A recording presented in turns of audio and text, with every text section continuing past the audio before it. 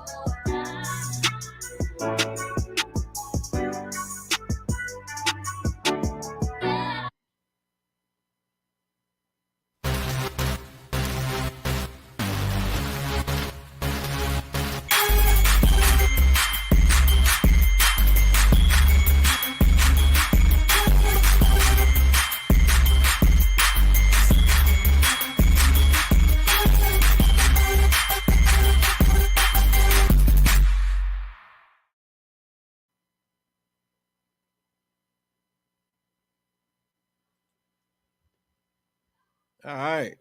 We are back, man. Welcome everybody to Talk That Talk. Let me go ahead and introduce the crew, the panel. We got Rick. And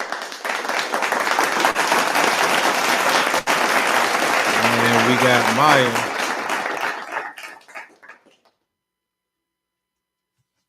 And of course, I am Mr. Rick. What's going on, y'all? How y'all doing? Good, man. What's good? Ain't nothing, man. I be missing y'all during the week, man. I feel like, this moment is very therapeutic for me. Yeah, man. Maya, how you doing? You just washed the hair? Yeah. See, I know a little bit about that. I'm struggling with this stupid mouse. I lost my mouse pad, so like it's not catching, and I'm like trying to use a piece of paper as a mouse pad because I don't know what else to use right now. You got the mouse with the ball on it still? It has a laser, but for whatever reason it just doesn't catch. Is your desk made of glass? Yeah. That's why. Well, I mean, yeah, but so like my mouse pad, I don't know what happened to that. And the little like mouse or a computer or a desk little sheet thing. Mm-hmm. I don't know where that's at. Well, I got this when I paid my alumni dues. So, wow. Look at you. You got that lighthouse daddy. Look at that. Yes, sir. That's it. You can hit me with the 2 Spartan meters. That's what I'm asking. Give me one with the White House on it or the Old Union on it. That's what I want. Do we ever have a logo with the White House on it? No. We should have. That was there my freshman year. They tore it down like not too long after that. Yeah, they tore it down in 2001. So by the time I got there, it was already gone. We had the little plaque daddy that was there. Yeah. All right, man. Anything that happened this past week? Anything with music? Anything with band? Oh Lord, here we go with this girl. Anything with band that y'all want to talk about? I missed March this week. It was good. Dr. Sherrod. Yeah, Dr. Sherrod. Whoa, wait. Maya, how you missed the show that's about show band? Oh my God. Listen, I've had an interesting week and a half, and I just found myself somewhere where CW was not on, and I was like trying to Google how to stream it. It just was not good. It just wasn't good. Gotcha. Well, go ahead, Rick, and get into what you thought about it, brother.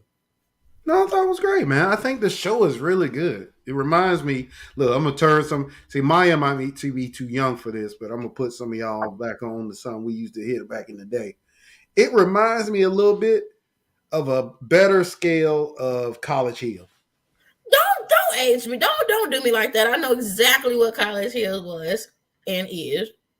Okay, so before watch College Hill, though. Hold up. Before y'all get into the conversation about College Hill, there's this thing that people don't realize. What school was season 1 of College Hill? Southern. Thank you. I didn't know that. Exactly. A lot of people don't know that season 1 of College Hill was Southern University. a lot of people think that season 1 was Virginia State. Virginia State, right? But that's because Virginia State was the best season of that joint. Didn't they do like 2 seasons at Virginia State or something like that? No, they did one season. They did one season of every school, but Southern was the one that kicked off the show. Right. And Because, as I a matter of remember, fact, there was somebody from like 1 or 2 people from the band. No, it was one dude. It was one dude from the band. He played trumpet, and he was an alpha, and he was KK side. And then you had the heavyset dude who pledged Q while he was doing the show. Mm-hmm. And then it was another dude, a little weird dude. I can't remember, light skinned dude. But yeah, College Hill season 1 was Southern University. But I kind of agree with you though. It is a College Hill-esque type show. Because it's got the ratchery that College Hill had to keep the people interested. But it's got like it's just good, man. Like I just think they did a good job on it. I think they added some corniness in to try to add like storyline, but I don't mind it. Like clearly they don't care about the ESPN undefeated rankings, but that's something to add to the to the overall story of the show. And I think they're doing a good job of it, man. And then they're introducing new characters every week, and it's cool. I was waiting to see Cardavian pass them cookies out to see if he could get back in the band. But then Doc probably gonna hit him with that same Smith's daddy that he hit old girl with. It's probably tight. Well, no, this week she said she's still trying to get back in the band. She is adamant, man. She getting back in the band, man. She said she gonna go up and visit the section while they having practice, and said I'm still their section leader. Right. But no, it was great, man. I mean, and I know her from when we were there. Yeah. Like she was in the band when we were there. Mm-hmm. So, it's good to see that she about to graduate and all, man. It's just good, man. A lot of those kids like Aaron Best, and what he's doing, and some of the other guys that are in the show that I recognize from our time there. It's good to have that, that nostalgia. That connection. But, yeah. But Virginia State was the best College Hill. And let's not act like the Qs didn't make that show. First of all, I disagree. I don't think Virginia State was the best season. Virginia State was a good season, but to me, the Virgin Islands was the best season. Nah, I'm good. But yeah, you can. I mean, whatever. The Virgin Islands had the best controversy because that was the one where old girl got into the fight with the other girl. Tight, because when Dallas cussed that girl out on the Virginia State one, and Too Sweet and them at the house, I know all them bros, so I was like, oh, dog. What you saw on that show, that is one of the few shows that what you saw, that is actually how those people acted. Like Too Sweet, you think that exactly like that. But you think that you wasn't getting that from the Virgin Island, Daddy? No, I didn't say that. I said my favorite season was maybe I'm biased because I know the people on the show, and the bros the show was heavily inspired by the bros. So I'm like, okay. I thought old boy was a Sigma. One of them was a Sigma, but Philando, who's from Portsmouth, is Omega. Oh yeah, I forgot about that. Yeah, he knew Psi. So for me, that was right up my alley. What? People I know and the bros on TV, that's my favorite. But that Virgin Island one was good. I ain't gonna sit up here and smitty it though. It definitely had a good storyline, Daddy. But I never heard of that show, huh? What? You don't know what we talking about right now. Talking about don't age me. Who? Name one storyline from the Virginia State one right now. You name one storyline and I believe it. Yeah. I don't know. The only one I saw only one I can remember was the one from the Virgin Islands. That was the biggest controversy. But I'm reading the comments. What was the controversy? Wasn't that the one where they was fighting and slapping each other and all that's the only one I remember. Maybe that's the only one I saw. The chick from the old buddy from California was messing around with the chick from the Virgin Islands. They was messing around with each other, and then you had the other chick that was from California who was actually acting extra bougie, and then them two were beefing. And one day it was just a bad night, and then they were beefing, going back and forth, and that little slim meat from California said something slick out her mouth and walked away, and the meat from Virgin Islands was like, absolutely not, and chased her. and started swinging on her, and then the chick from California started beating her with a heel. What? It was blood everywhere. She got kicked off the show. Yeah, that was I'm not gonna glorify no fighting, so I'm gonna let that go. But like I said, my favorite was the Virginia State one. I know we got to get going. When they were out there in the hot tub, and the issue had the bros came from a party and all that. That was a good one. So yeah, College Hill. If y'all never heard it, go look up College Hill. It was a good show. It was like the ratchery of our college days. So go check that out. It was. I was sitting in the towers and check it out. Who wrote that? What? Skin I'm in. Cameo. The actual song or the one that we played? No, in 12. Oh, Chris Gray. Chris Gray. Oh, I was tagged in on Twitter. That's what I was just looking at just now. Oh, okay. Stop going back in your glory days. That was the best. That was one of the best songs. That was one of the best songs we played in 12, if not the best. It was from Gremlin. I haven't seen that video in years. Yeah, you see my face. All right, man. Let's go ahead and kick this off. But the first thing I want to do is I actually want to go ahead and make an announcement. It is here, ladies and gentlemen, all of the people who support us and continue to watch us. If you're watching this right now, first of all, go ahead and click that like button. But if you're watching this right now, it is here. So I want to go ahead and talk about it. I'm going to talk about it right now. And I'm going to also talk about it at the end of the show. So, oh my gosh, it takes so long to get this stuff up. But here we go. The store is open, ladies and gentlemen. If you see it right there on your screen, I'm going to put the link inside of the chat.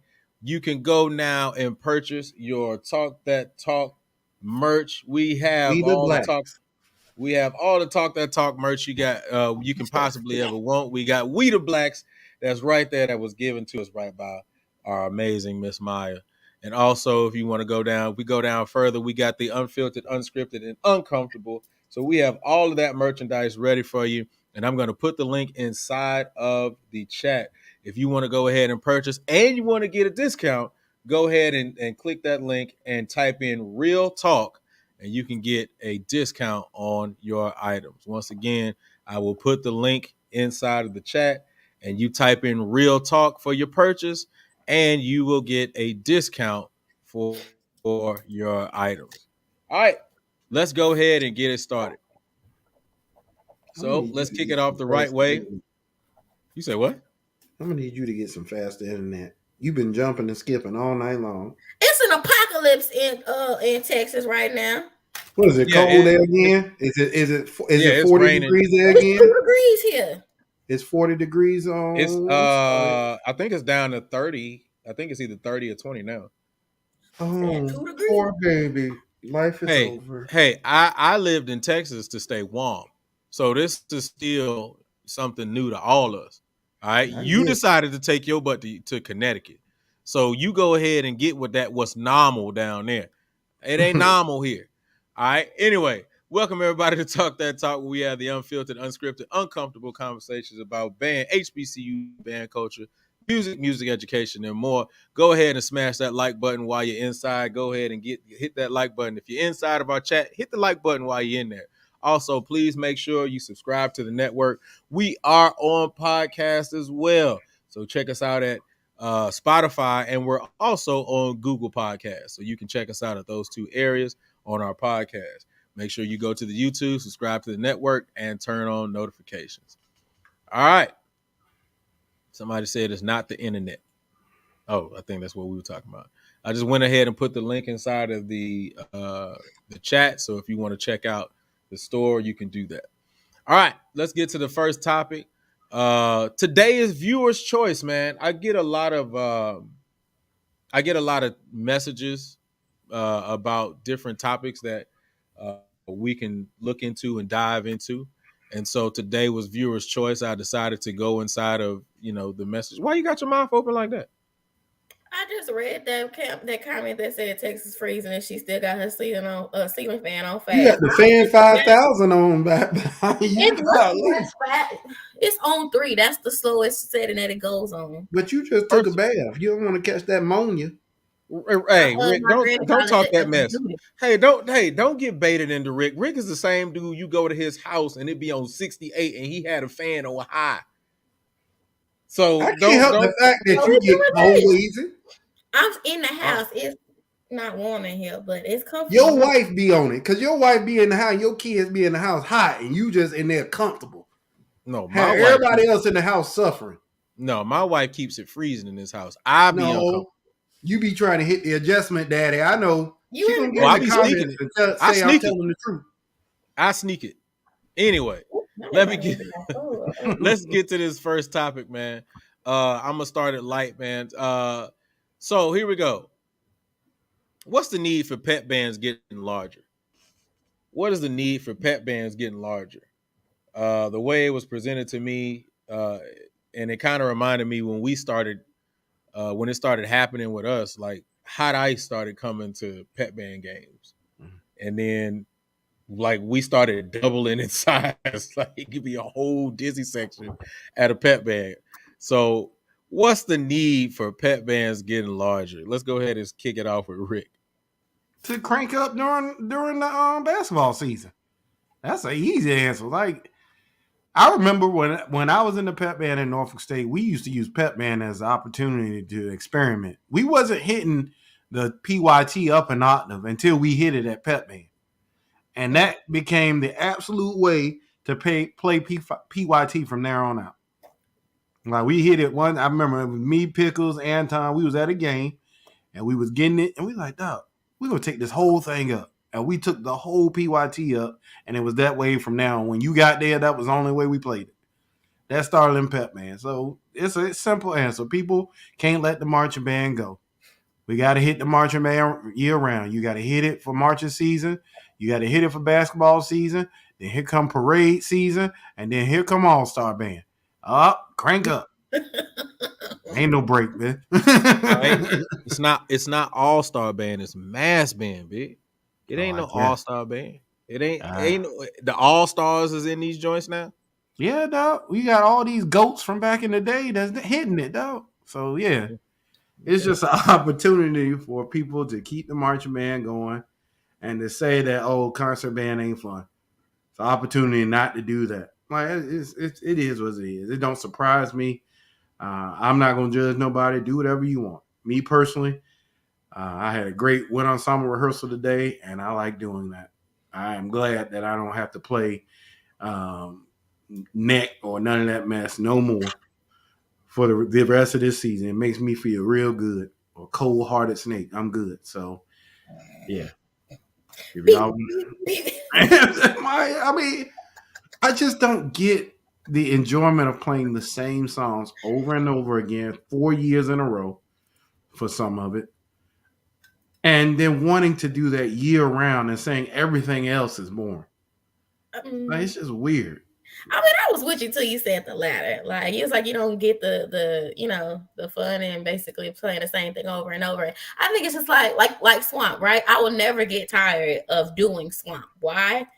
I don't know. It's just within you. So I don't know. But when it comes to go ahead.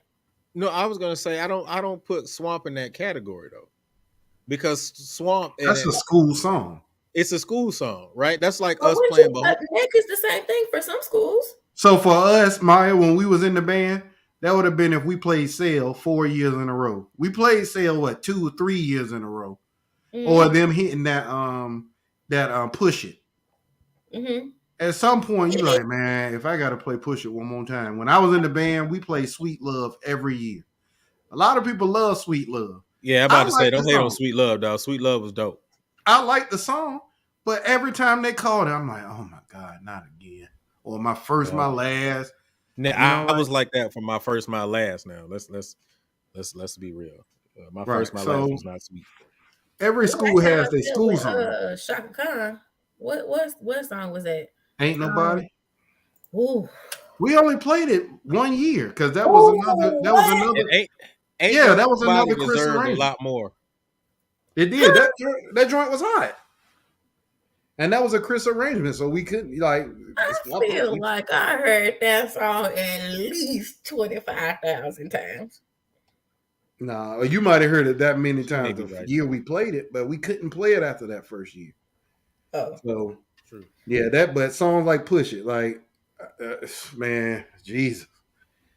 I mean, but it's because it's one of them songs. Like "I Don't Give a F" has become a school song for Southern because they played it 17 years in a row, off and on. I know that's well. Let me say that because some people gonna try to correct me. Off and on. Like so that's what I'm talking about. I ain't talking about them school daddies that everybody like entertainment tonight. Even though I know the band don't love entertainment tonight, but if you don't hit it, them alumni be up there calling and texting and everything else. that's true. So, DT's true. The true. Let's see. What's All the right. need?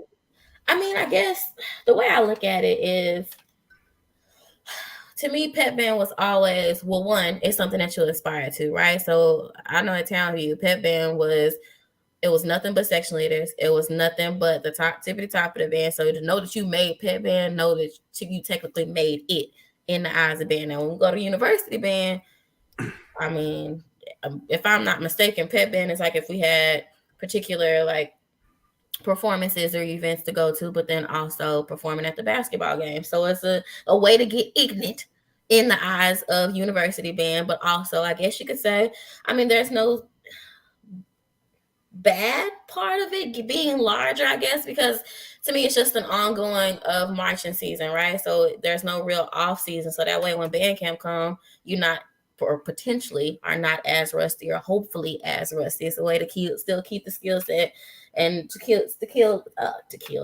still keep morale up, I guess. So I but mean, there's another way you can keep the lips in shape. It's called one ensemble. well, I mean, but all those things. But my thing is this, Maya. There is a negative part of it, right? Because and maybe this is because our schools don't really make it to the tournament as much. But when Mm-hmm. you have like when we were at PV, you remember this, Maya? We used to take up that whole stage with the pep band. We had like 70 people in the pep band. But the problem with that is when you travel, you're only allowed to take 29 people total. 29 people and a director. That is the NCAA guidelines. Trust me, I deal with it every year with UConn. So at the end of the day, it sets you up for a completely different listening environment because when you go to actually compete against other schools, if you make it, I remember it like it was yesterday in 13 where when PV made it to the women made it to the Final Four, and we played UConn in the first game, Ooh, those some big and women. Those some big women. all right, yeah, they beat the brakes off us. But at the end of the day, we went from having a 70-person pep band to only being able to take 20 because the administration wanted to put all these people that didn't care about the pep band on the plane. You know how that go. Everybody and their mama get a plane ticket. But And that the entourage band, be we gotta so cut big. Yeah. right. We gotta cut the band down to 20 people. Yeah, we gotta fit such and such and this person on the plane so we can go.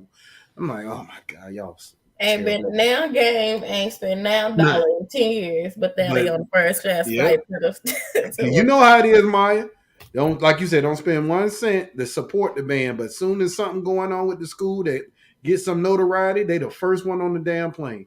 And yeah. then it was crazy, Maya, because they stuffed the band all the way in the back of the plane, sitting right beside each other. And Oh yeah. these people got seats to themselves, got snacks, everything else. I'm like, man, this is terrible. But yeah, so you can kill your listening environment just by, if your team happens to make it to the tournament. So Okay, I can feel that. I can see that perspective. See, well, I never got to step foot in it, so I didn't have that firsthand experience, but that makes sense. because That they makes even started taking, if correct me if I'm wrong, y'all. I remember some dancers being at the SWAC tournament. was, and I was trying to But figure out, well, where did we get to go? but I was really about to bring that up.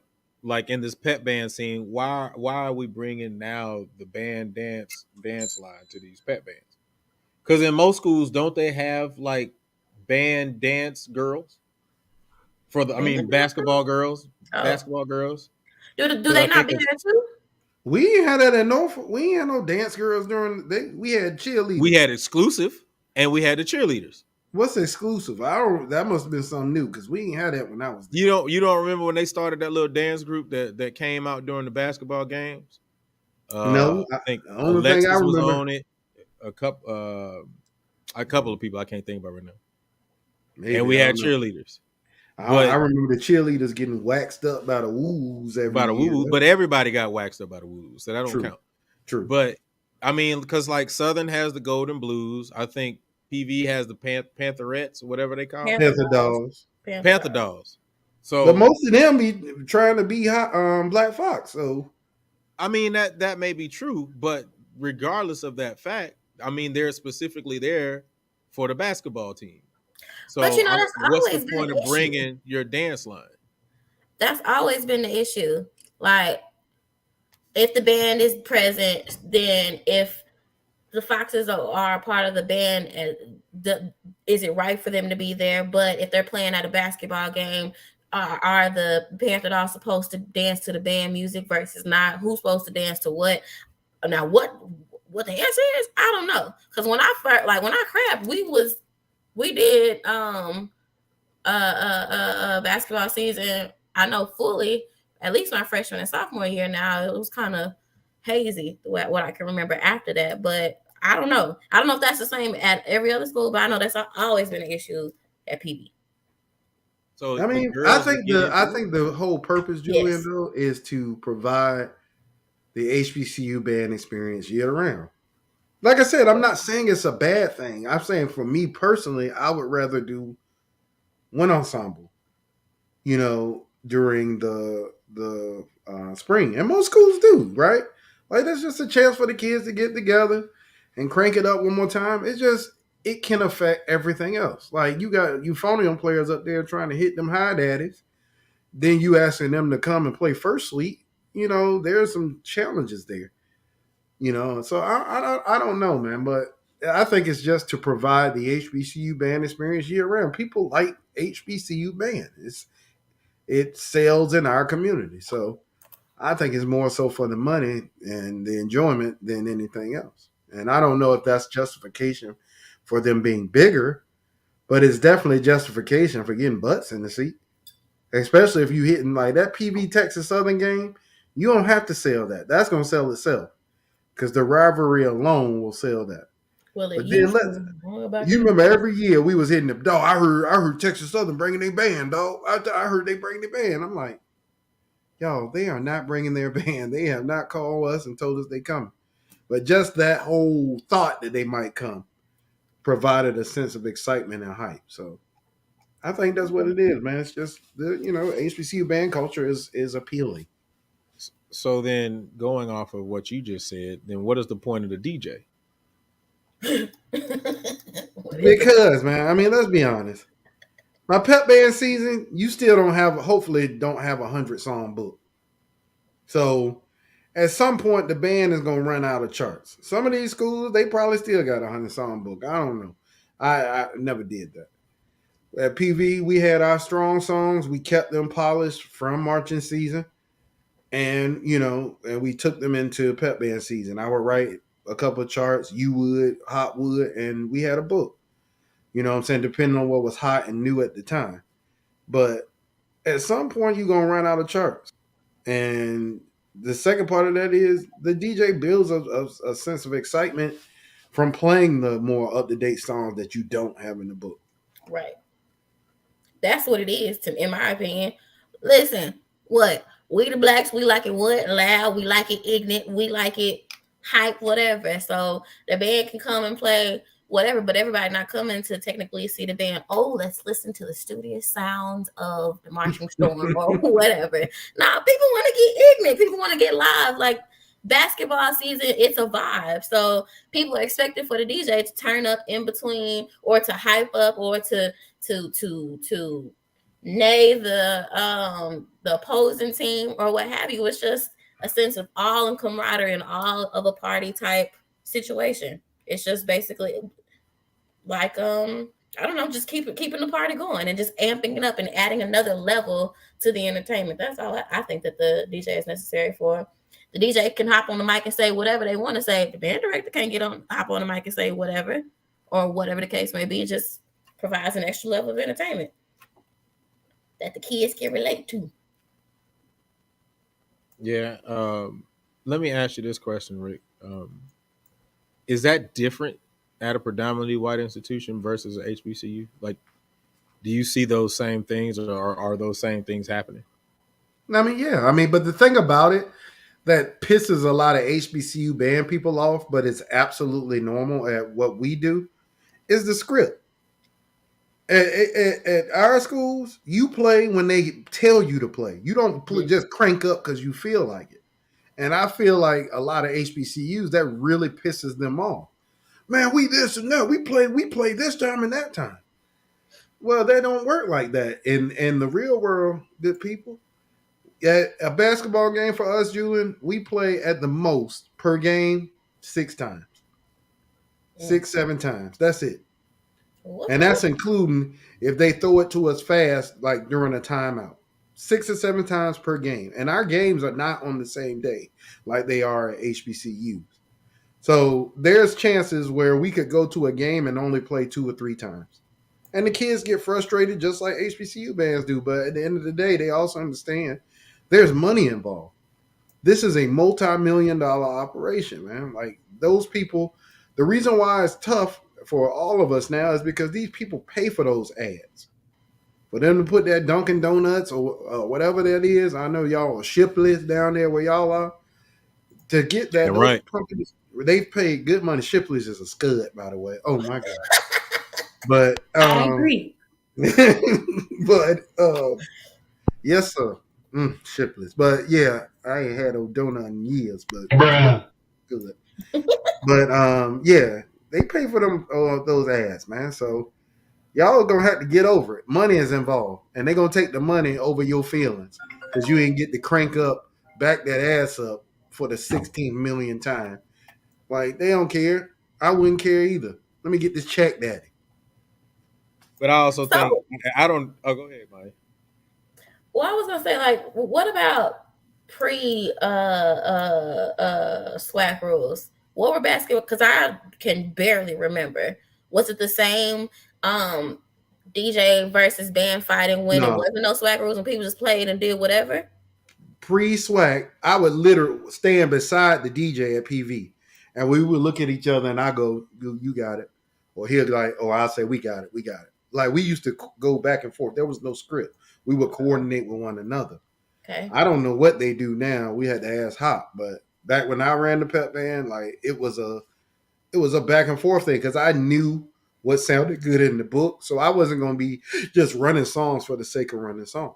And the same thing happened when we went to, the SWAC tournament, because the SWAC tournament has both bands there, and that turns out into an all-out battle. I saw somebody say it earlier, but like I know some schools, like I know Southern does this. Southern uses those bands as their, like those are like underclassmen bands, I think. So it's not like the all stars of the band. At PV, we want to sound good, so we took the best we could of who was available. Mm-hmm. And so it was not that way before Maya, but that's the way it is now, homie. Mm. And people gonna have to get over it. I mean, I just remember being in Norfolk. I mean, that's what we did. Like it was Vince, then it was the band, and it was Vince, and it was the band. It kind of traded. But then again, like you just said, happened to Southern. At least from what I remember, the pep band was the freshman and sophomore band. Like if you were a junior, from what I was told when I got there, you had to do the pep band if you was a rookie. However, once you got older, the sophomores, they kind of had to do it, but then like the upperclassmen, like the juniors and the seniors, they could do it if they wanted to.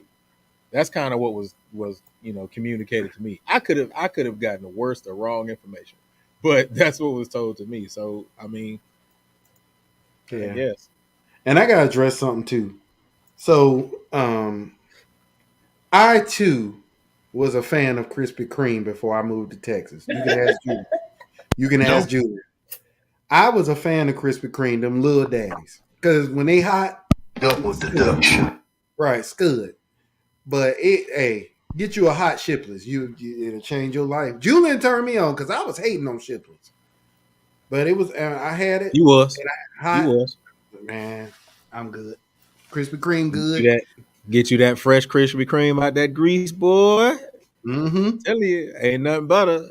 That And you that remember we hot used to light, hit the fundraising daddy at Norfolk, so we used to hit them Krispy Kremes all the time. I had a box boy. on deck. That fresh shipless, man. You get that joint right out that grease, brother. It ain't Mm. nothing better than that. I'm telling That's how you. you used to flirt back in the day, Maya. You look around, hey baby, With hey, donut? take this box of donut. You go ahead. Give me your phone Yeah, number. cause we used to cause at Norfolk we used to hit them Krispy Kreme sales Donut sales. to promote not promote fundraise. So Fundraise, they yeah. you sell your little box daddies and then you come up there with your little boxes and they had I think it was like what six donuts in a box or something like Tight, that. tight. You got a dozen. Oh, we got it. I remember they had no the 7-Eleven used to have a little six Oh pack. yeah. You got the whole dozen box. Yeah. And man, you go ahead and ask them bad boys. Yeah, yeah, yeah. We up here plugging, man. Hey, don't. Yeah, no, we can't do that. Exactly. Can we get a Free burn. Krispy Kreme ad? We Can we That get we hot, ain't doing hey, that. them hot Krispy Kreme do hit different. But the fact of the matter is, you got to know what time they hitting them hot daddies, and then you got to be there ready. Because if you ain't there ready, it'd be a line of 33, 4, 5, 6 cars waiting Yep. for that red sign to come on. So them hot daddies do hit different. But so the shipless. Don't sleep. That's So all I shit say. is Yeah, not ain't talking about nothing and though. and Chuck, I can't get with you on that phony Dunkin' Donuts. Mess. You lost me. I Complete don't know. mess. I don't know. We supposed to be frat. I don't know. Frat don't make bad Yeah. decisions like that, brother. I don't know Yeah, about that's some that, brother. trash. All right, let's let's keep it rolling, man. Oh shoot, I just turned my joint down. Welcome everybody to Talk That Talk, where we have the unfiltered, unscripted, uncomfortable conversations about band, HBCU band culture, music education, and more. Go ahead and smash that like button while you are in here. If you're watching this right now, go ahead and smash that like button. You can give us a thumbs down. It's all good, you know what I'm saying? But give us something. All right. Even if you're in the chat, go ahead and smash that like button before you type something else inside there. Also, please make sure you subscribe to the network and turn on notifications. You can also check us out on the podcast at Spotify and on Google. You can find us at Real Talk That Talk. And you can also check out what's so funny. Oh, never mind. Never mind. Anyway, I just read it. Uh and you can also pick up your Talk That Talk merch from our store. I'm gonna put the store inside of the chat. I'm gonna keep that joint rolling all night. All right, let's go on to the next topic.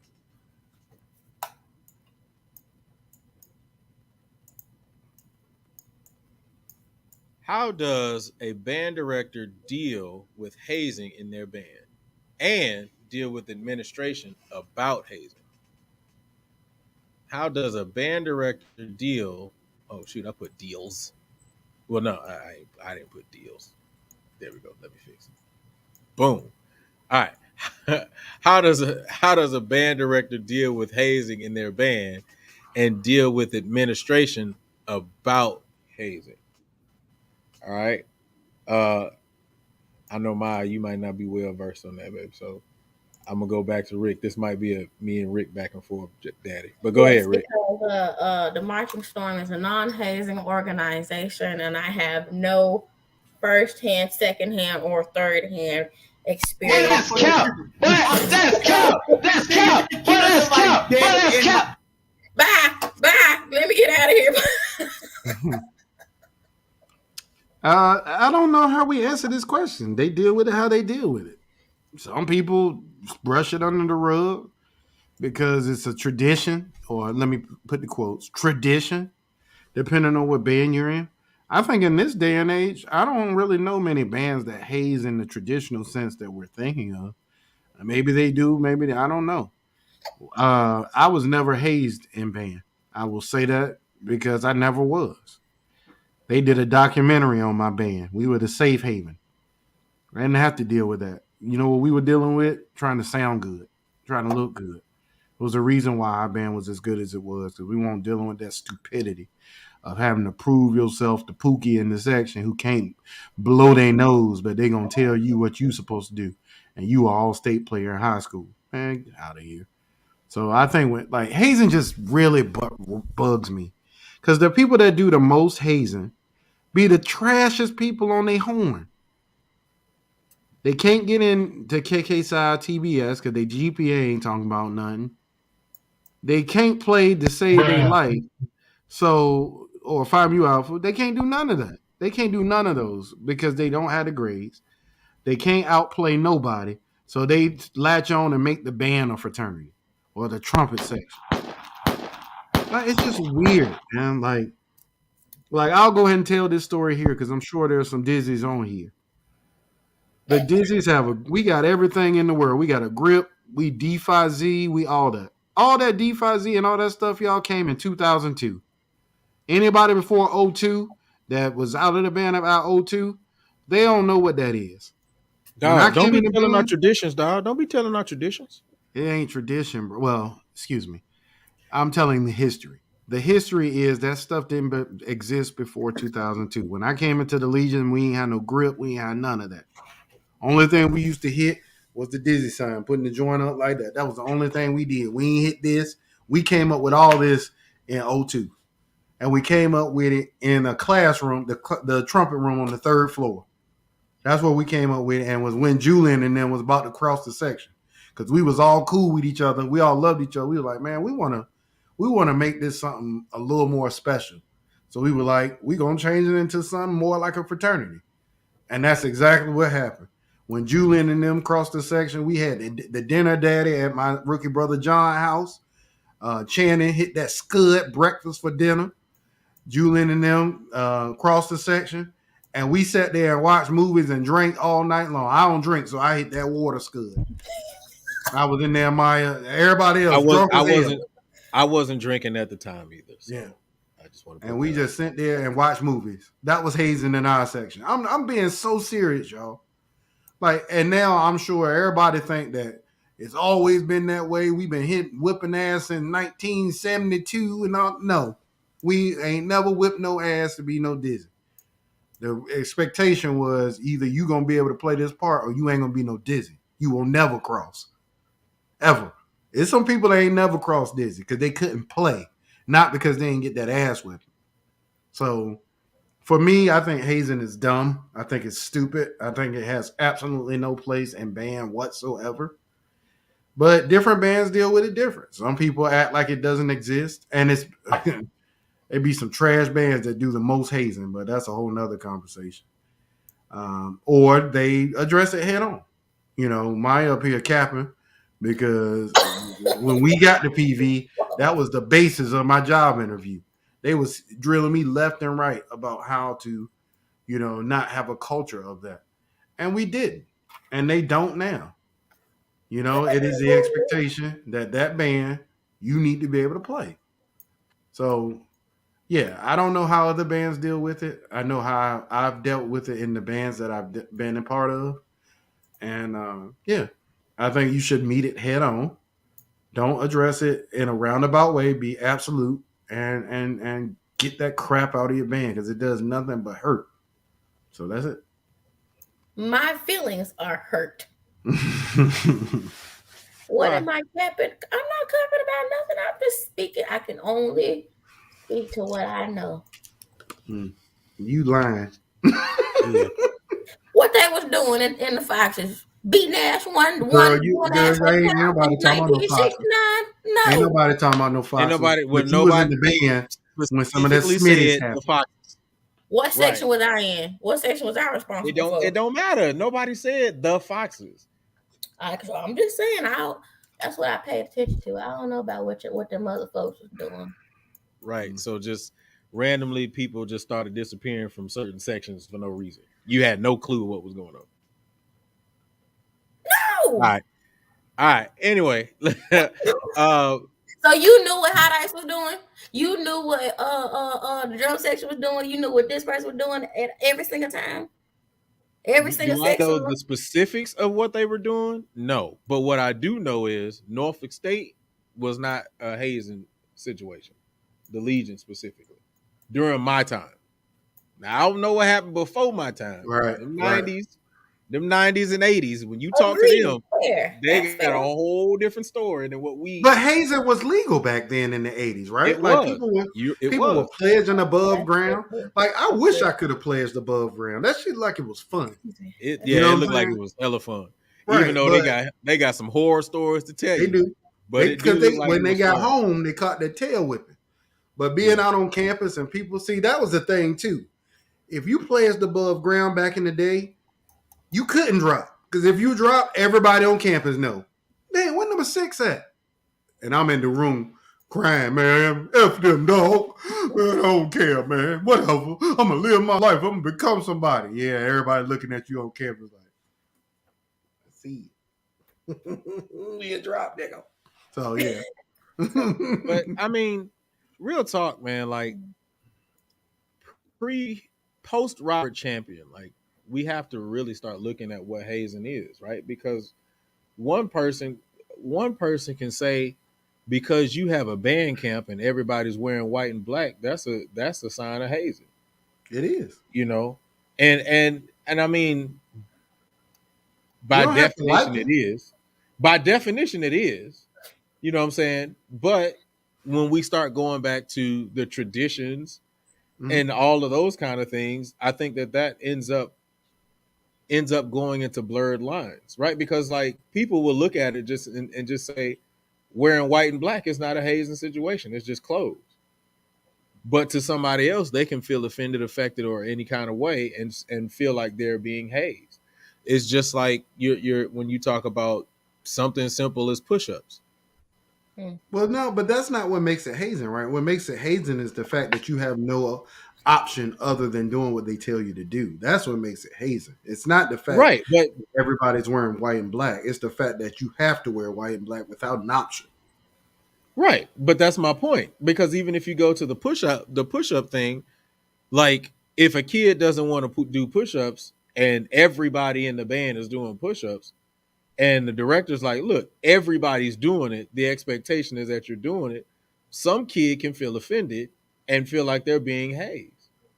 Right. So in that regard, you know, my question is, or the question could be, how would you deal with that? You know, I don't have an answer specifically for situations like that because I've never been in that kind of situation. I knew, you know, I've always told kids I've always told my students, I'm not going to ask you to do something I've never done and I'm unwilling to do. So any students that I've ever had, if I ask them to run, I'm going to run with them. Now Yeah, I but probably ain't gonna like, hit as many laps as they hit, but I'm gonna run with them. I'm gonna go run one time, but after that, you got them next four. You know, but I'm gonna do it with them to show them that you know I'm in the trenches with you. I'm willing to do it. So because of that, you know, I don't want you to feel any different. well, like the stereotype too is that this is only HBCUs. Per capita, we have way less issues than a lot of these white schools, from the drinking games and all that stuff and hazing What? to you know, I mean, it's well documented that Ohio State has a new band director for a reason. Or he got there for a reason. They in the band, they got people being called shit stain and everything, and that's their name. Everybody knows them as that. You know, like they My haze at a name is level. Twa. Twa means Rick 3. No, Yes. no. Yes. I know what it was supposed to mean, No. but go look up that movie Twa.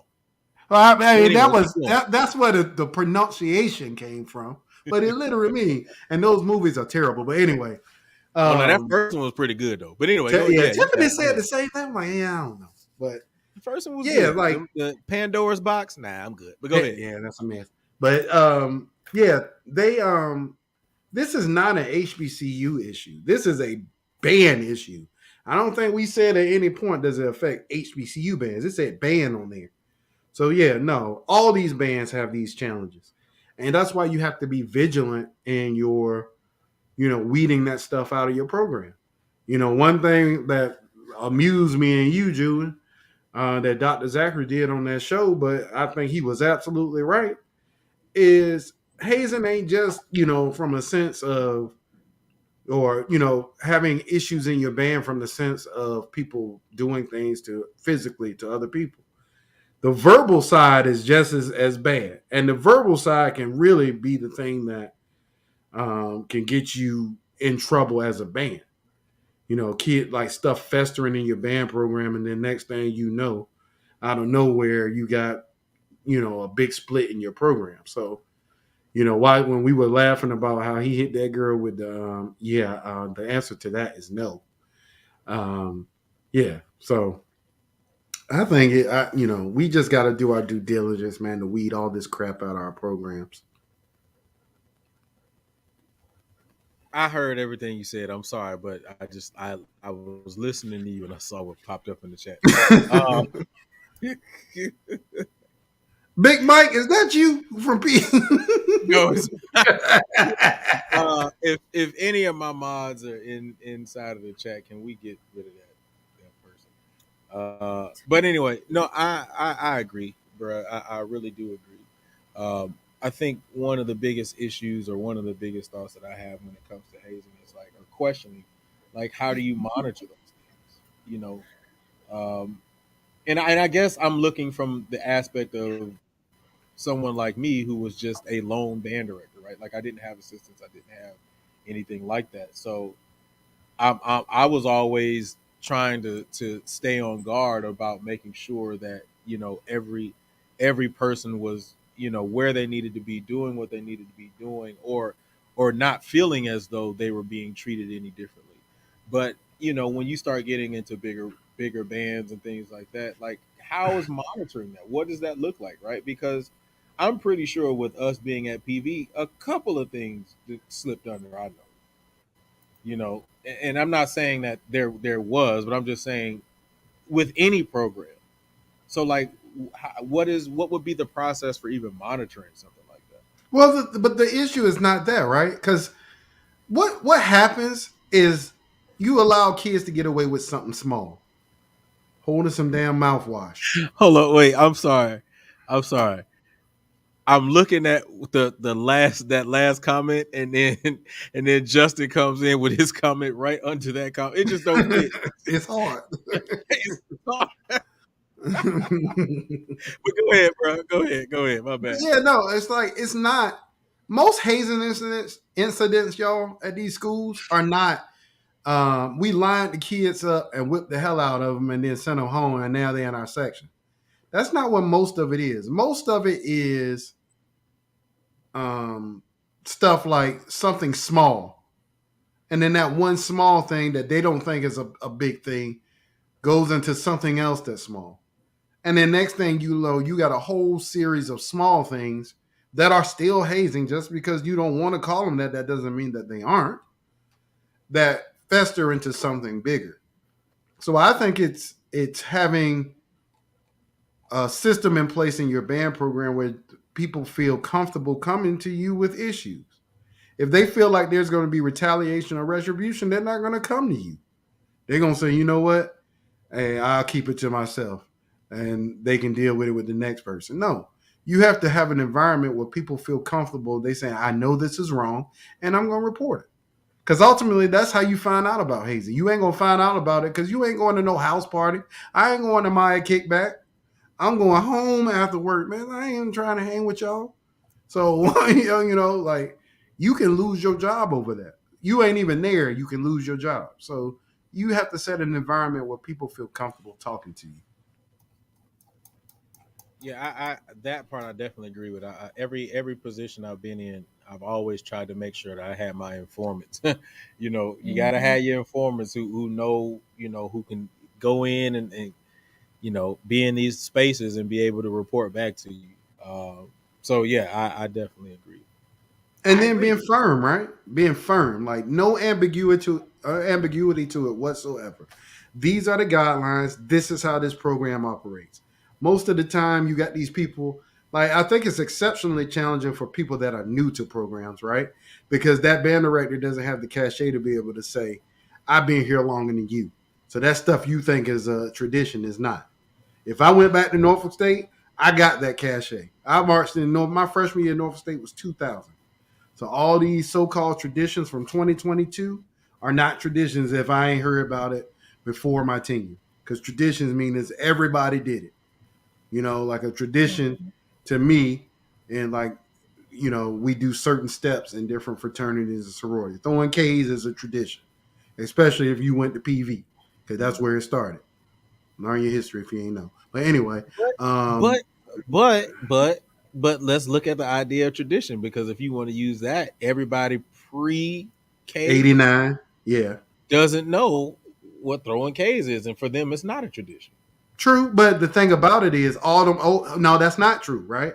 So even them old heads at PV, all our alumni know that. Hey, yeah, we ain't hit them K daddies until in the late '80s. With McWashington and Prof Gordon and all of them, right? But people before 1988, 89, they still know what those K daddies are. All them old Eastside TBS, they know what those K's are, and some of them old heads be hitting it. Don't act like they don't be out there. I be seeing them out there trying to throw them. But they know, they at least acknowledge that, hey, that came from my chapter. So I think, like I say, tradition is something that is widely accepted, by the whole. If it's not widely accepted as part, yeah, that, I don't know what that was. But anyway, if it's not widely accepted by the whole, then it's not a tradition.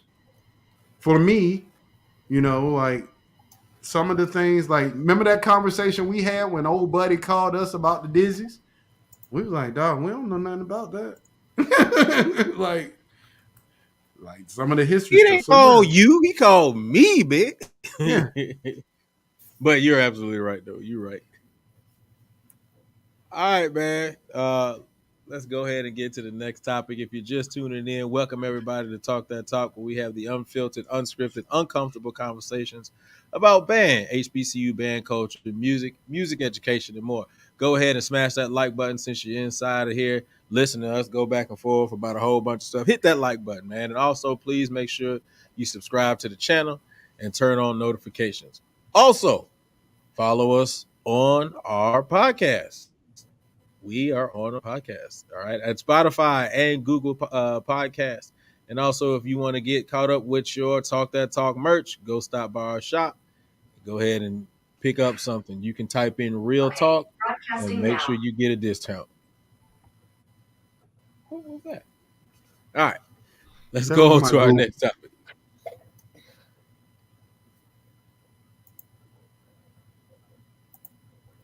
How does the shortage of teachers and male influence affect your job as a band director?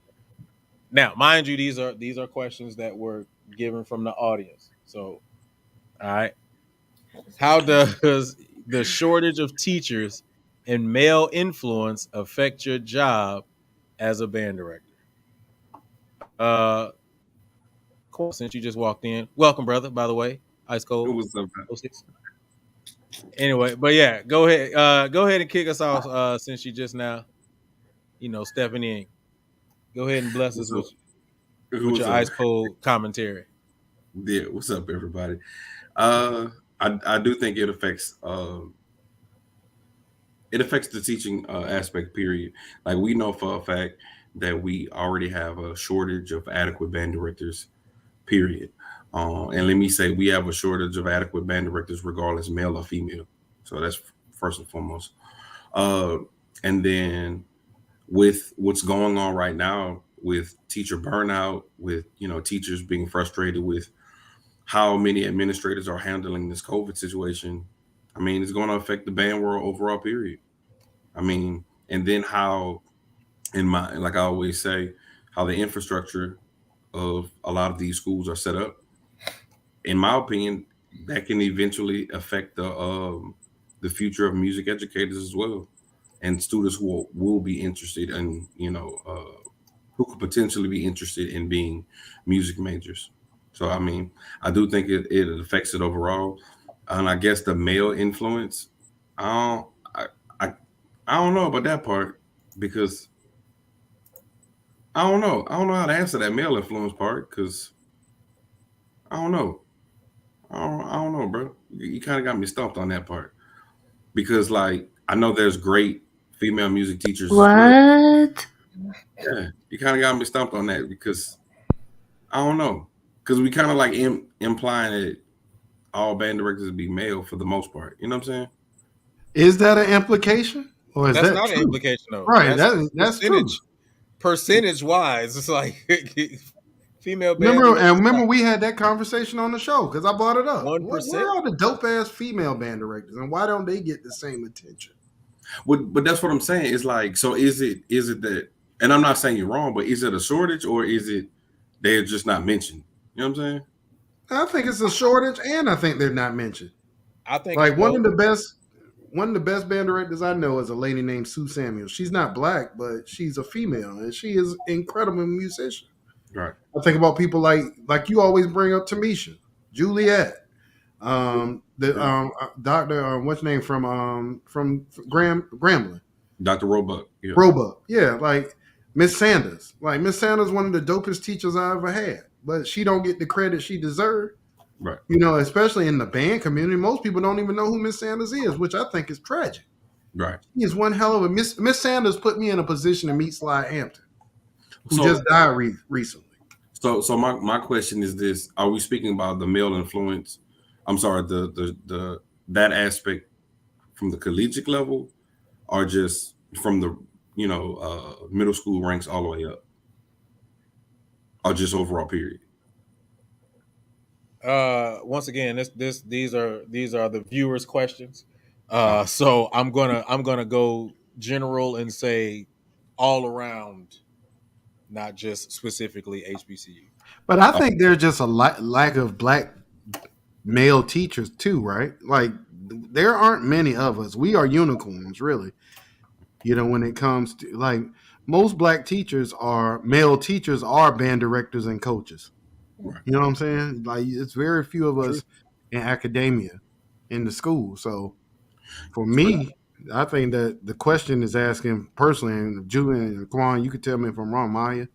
But I think the way I look at it is there's already a shortage of us in the school system. Mm-hmm. And now you have so many people walking away in droves from education. That's going to make people that look like us, Quan, little black boys, we ain't going to see, there's not going to be any representation for us. You know, I had plenty of good black female teachers. My favorite teacher all time is a lady named Miss Faust. Miss Faust saved my life. Yeah. And I love that lady forever. Math teacher. I hate math. And that lady made me actually appreciate it. So on Monday for secondary sessions, that's one thing that I look up, that basically overall African American male teachers. So first of all, teachers of minorities, 15% of the overall aspect. And out of that 15%, 2% are African American males. So we are the unicorns. So just to get the question answered, I think it's going to affect with the teacher shortages, with COVID, with these policies, it's overall going to affect it. And like we just basically discussed with the male influences for young black boys and little black girls, it's going to affect it overall. It's going to affect it. You know, and Rick, before I let you go, you know, it just kind of makes me think, right? Like it goes kind of back to the question of what I asked on Monday. Like, was male teachers ever like a thing? Like when you really think about even just your history of growing up, other than coaches and band directors, like core teachers, was having a male teacher like a thing. Like even if you look and I brought this up on Monday, so I don't mind bringing it up again. Like even if you look in the media, in the way that they pose movies, if you think about it, Stand and Deliver and Mr. Holland's Opus was the only two films that they actually put where there was an actual male teacher role, and Mr. Holland's Opus was a band director. So then Stand and Deliver is the only one that actually was a male role. All them other roles, you know, all female teachers. So well, no, or I think it's more so male teachers in a positive role, because you got movies like Higher Learning and all that stuff, and that movie with Samuel L. Jackson where he had to like literally almost murder kids, you know, gang members in the schools and stuff. You talking about 187. Yeah. Yeah, 187 when he killed himself at the end. Yeah. Wow. So what about Lean on Me? That's why I said lean on me. Yeah. Joe Clark. You smoke crack, don't you? Nah. It's Look at me, boy. Don't you smoke crack. I want a job. But I mean, yeah, I guess you're right on those. I can't deny that. I don't know though. But they're far few I between. thought you were gonna bring up Coach Carter. That one too. But he was a coach. We're talking about outside of coaches and you know. But think about it, y'all. Like, let's take a second right now. Think about your whole education. Think about the first time you had a black teacher. I was doing that, Quan, while you were talking. My first black male teacher was a music teacher in elementary school. So if we take music and coaching out of the equation, right, which is what I said. My first black teacher that wasn't a coach or a musician was in high school my freshman year, Mr. Milton. He was my science teacher. So for all those years of my education, I had never seen a person that looked like me actually deliver education. And I only had one black teacher before middle school. My kindergarten teacher was black. Everyone after that was not, and I had hell in those years. So we already don't see the representation there. I can only imagine what it's like, now, because I think it's changed a little. But what the question is asking is true, man. Like, I read an article yesterday. They said for all the new teachers that went into teaching for the first time this year, they're anticipating, y'all. I couldn't believe this number. I thought they were lying. That half will quit and do something else. Oh, I'm gonna be real. It's rough out here in these streets, bro. Yeah, it's rough. Half though, y'all. Yeah, bro. Listen to me. I didn't say it wasn't rough. I'm sure you're absolutely right, but half, bruh. Listen, I was just having this conversation today with the band staff. Like, it's rough, bruh. Like, it's a different animal, man. It really is, and I just talked to one of my homegirls that just quit, like yesterday. I think it was yesterday, 2 days ago. Rick, if you think about some of our students from PV, like a couple of them have said, I'm good. I got some LSs from Tau Beta Sigma that were like, I'm good. Like, so I think it's half. I really think it'll be that way. We're in interesting times, y'all. But why though? Because Maya, the same way it's hard for us, it's the same way that it's hard for these kids. I mean, sure, but I feel you. I totally agree with that. But I can assume that the output is much greater than the input. So it's just logically makes sense to be like, what's the point of me dealing with all this? I'm trying my best for these kids. I'm putting my back against the wall. I'm putting my own money into this shit. All for me still to not have any support, for me to not have the resources, for me to not have the time, for me to not have anything. That makes perfect sense. And yeah, it's like, okay, well, what about the kids? True enough.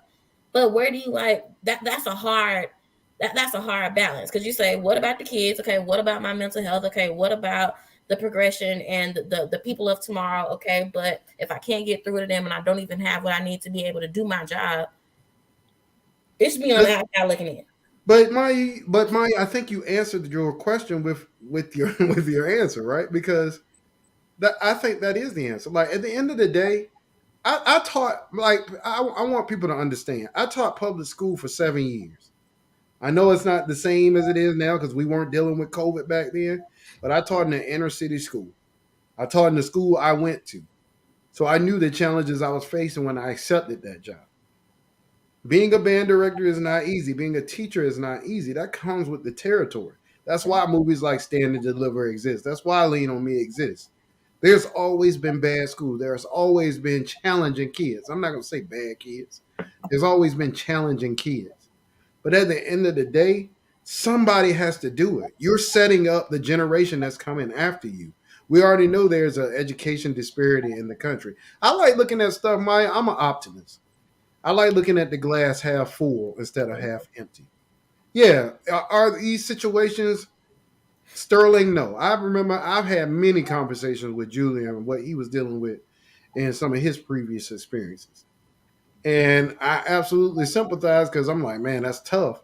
But on the other hand, I'm like, thank God that they had somebody like Julian that was willing to go above and beyond and even try to reach one or two kids. Yeah, you may not reach 100%, but in that, when we say the situation is bad or whatever, it's not 100% bad. There's no school in America that has 100% of the school that's bad. There's good kids everywhere.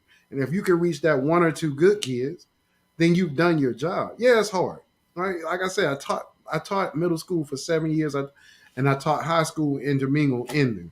I understand the challenge there, but I don't know. I don't know if I'm willing to just give up on something like that just because I'm frustrated. I was frustrated every day and was able to take that band that nobody said would be able to be good from being a band that didn't even go to festival to going to festival and getting grade one, getting ones when we went.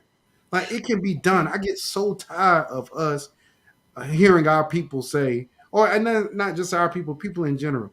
Oh, I ain't getting what I need. So go get it yourself. Like I used to spend plenty of money on my band to make sure my band had.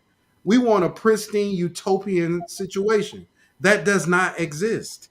So, so I slightly disagree with that last thing you yeah. said, but go ahead, I Quan. mean, that's cool. Go ahead. I don't think no one wants a utopic situation. Mm-hmm.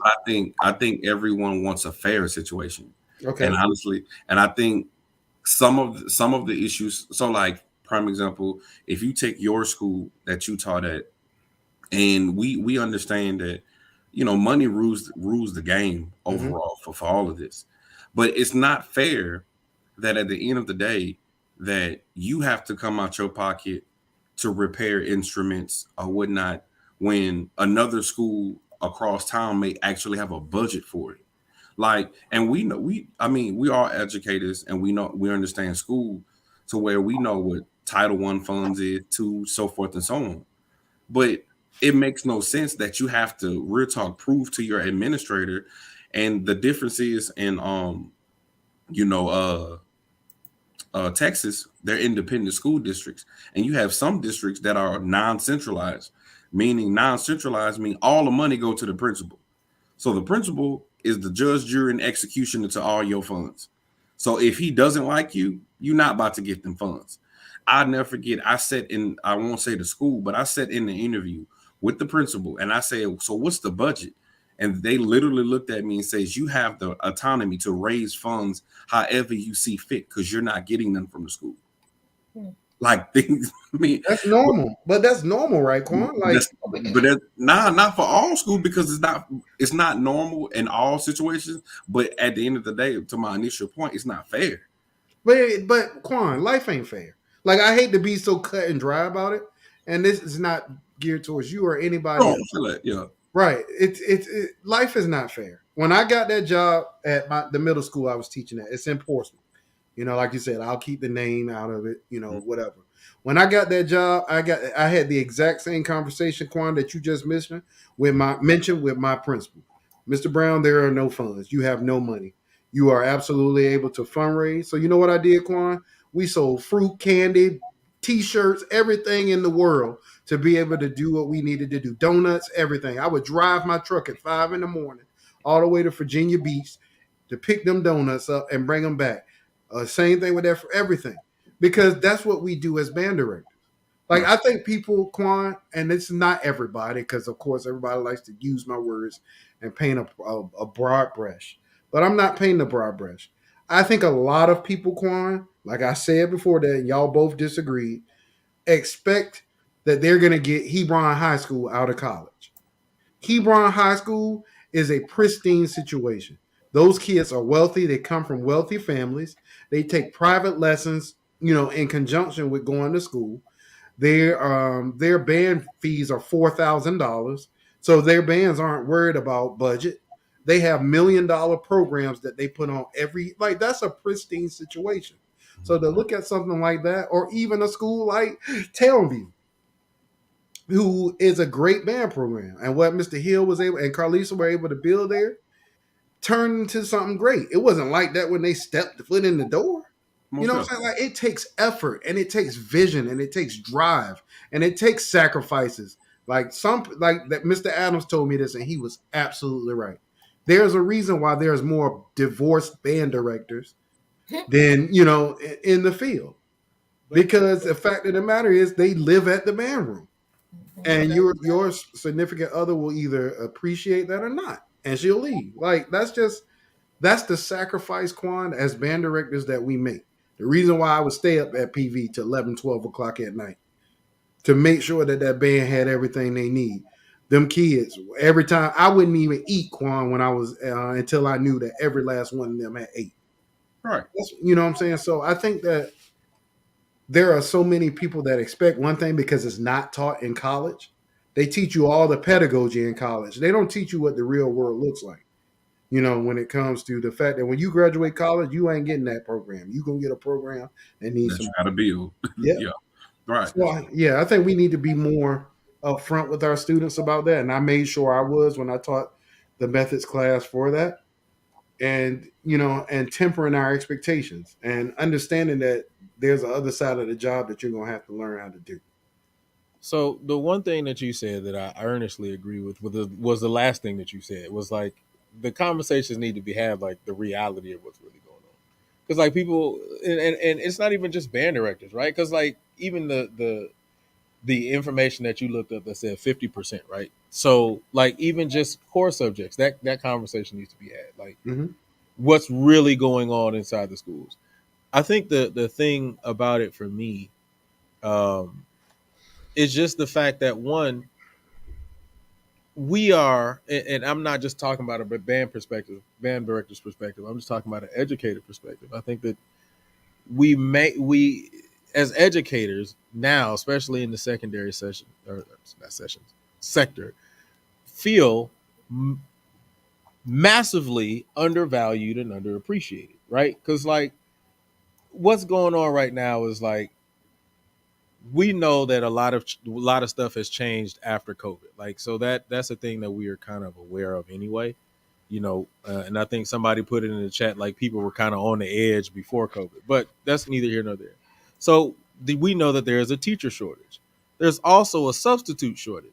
So instead of saying, okay, we understand as from the admin perspective, or maybe not from the admin perspective, whatever, we understand that we're putting you through a lot coming through COVID and expecting a lot from you, dealing with students who are 2 years behind and expecting X, Y, and Z.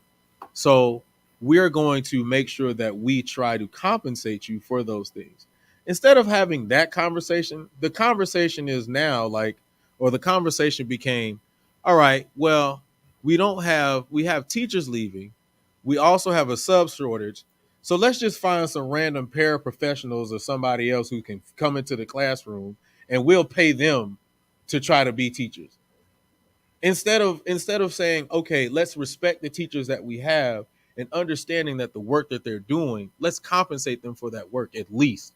How much money We'll, do you think teachers like? We know what we deserve to make.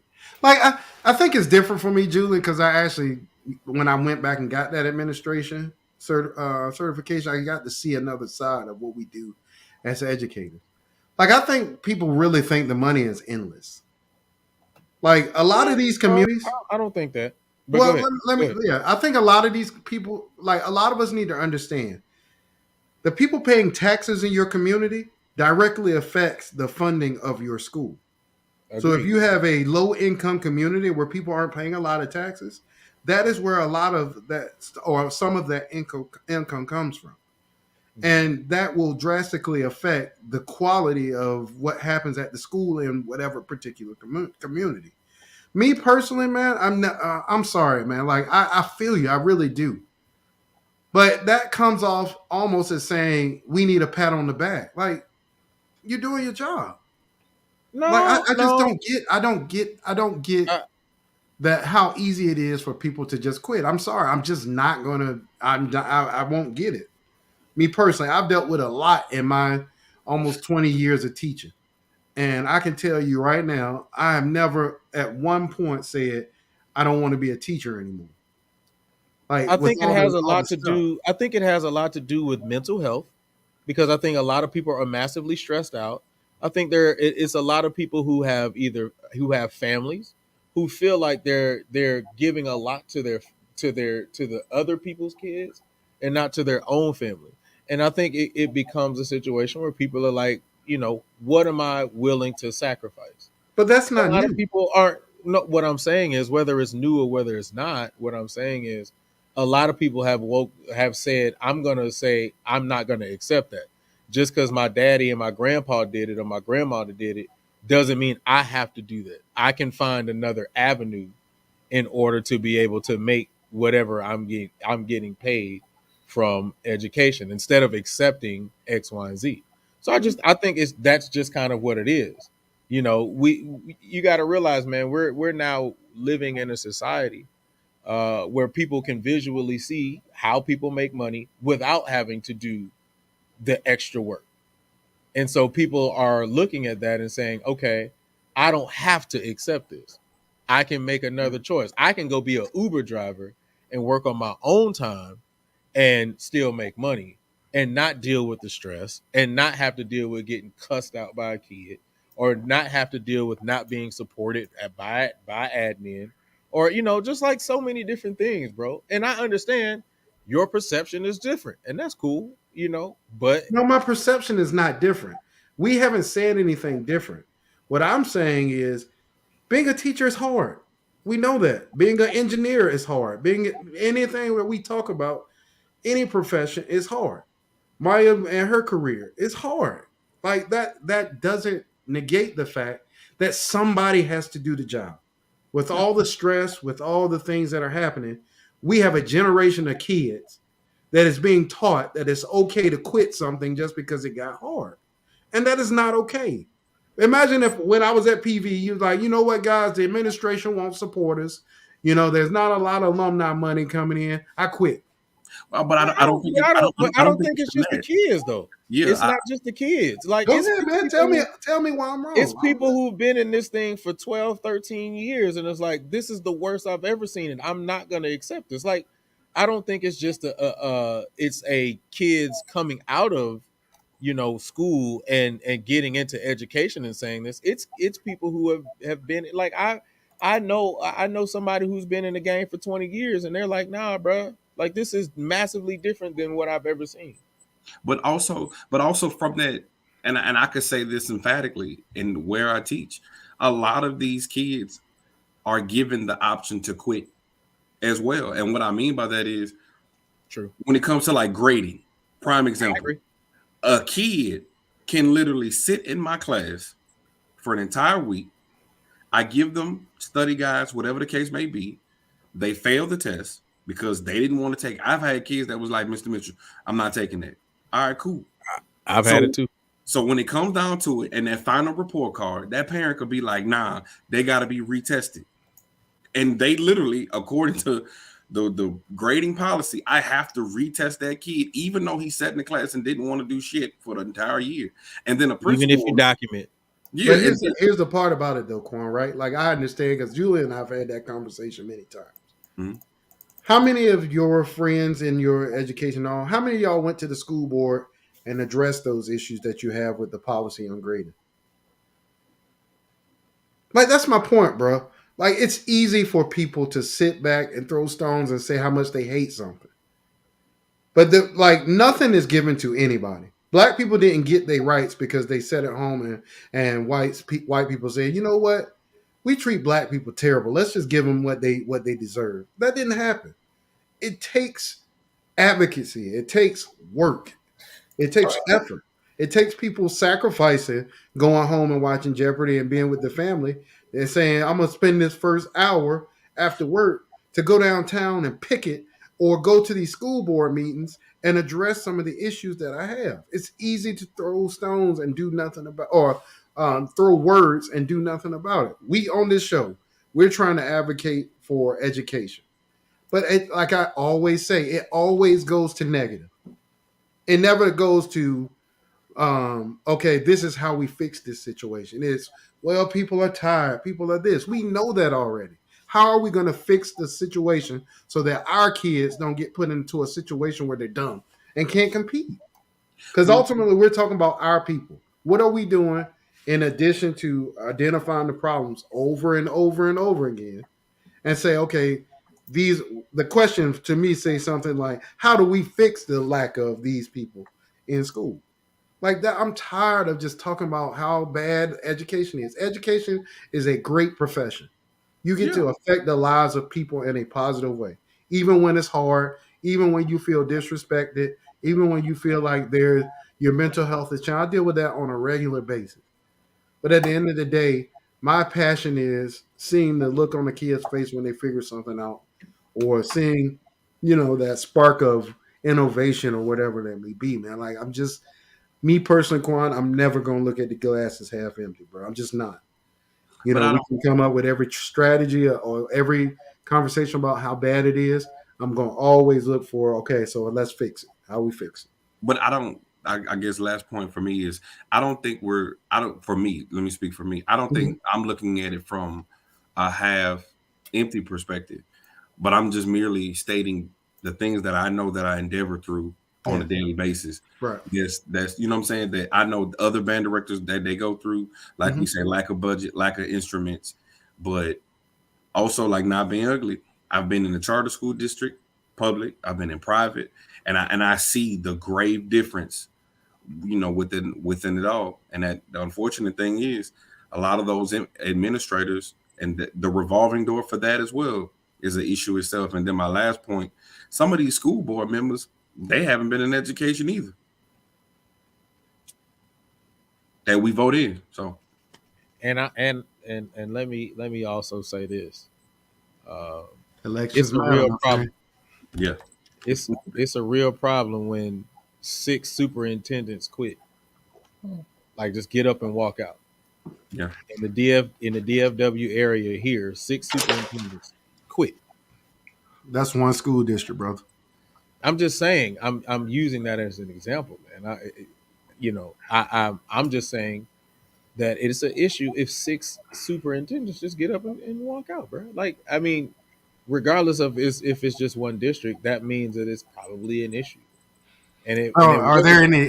Let me and it ask. wasn't. Hold up, let me Go ahead. finish. Go ahead. It I'm wasn't sorry. just in one district. It was just in the DFW area.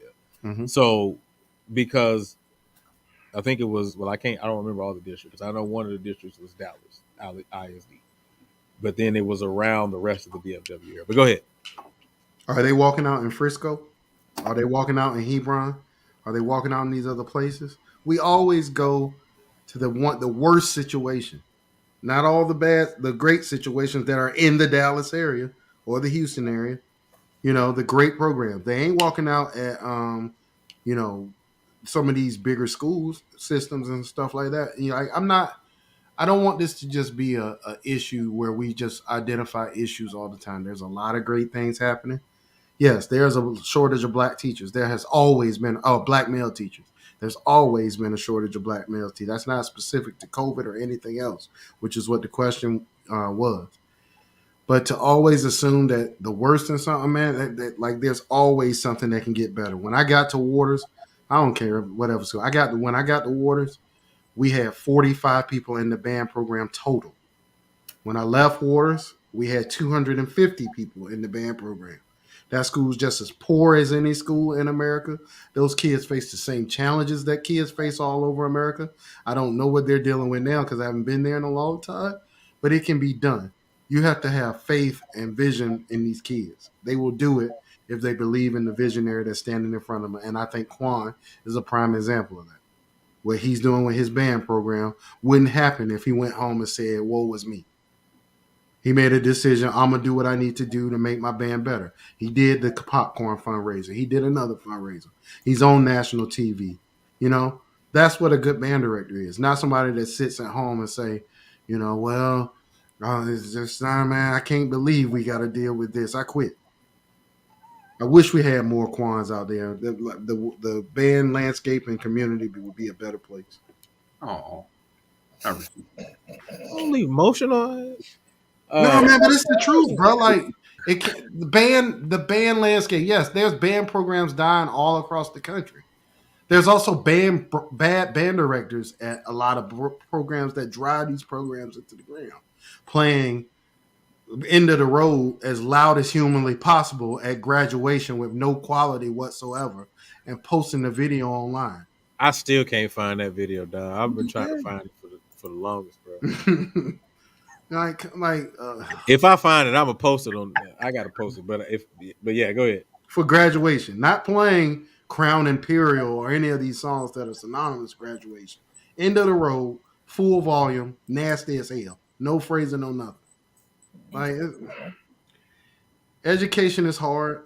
A lot of professions are hard. If they weren't right, if they weren't hard, everybody would do them.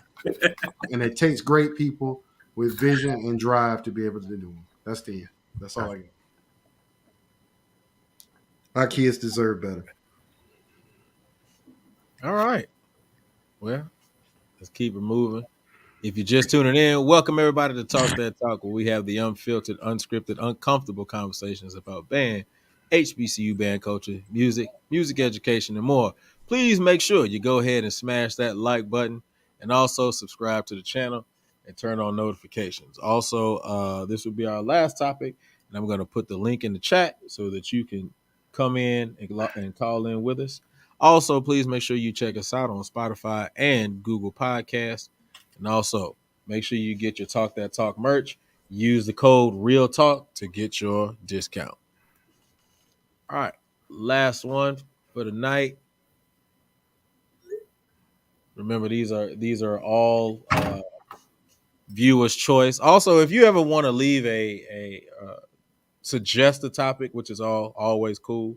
If you want to suggest a topic, you can suggest a topic. Send us an email at realtalkthattalk@gmail, or you can find us on Instagram, or you can leave it on our Facebook page at Real Talk That Talk.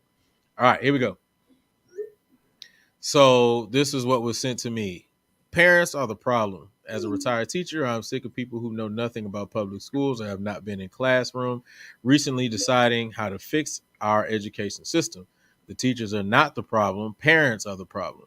They are not teaching their children manners, respect, or even the general knowledge of how to get along with others. The children come to school in shoes that cost more than the teacher's entire outfit, but have no pencil or paper.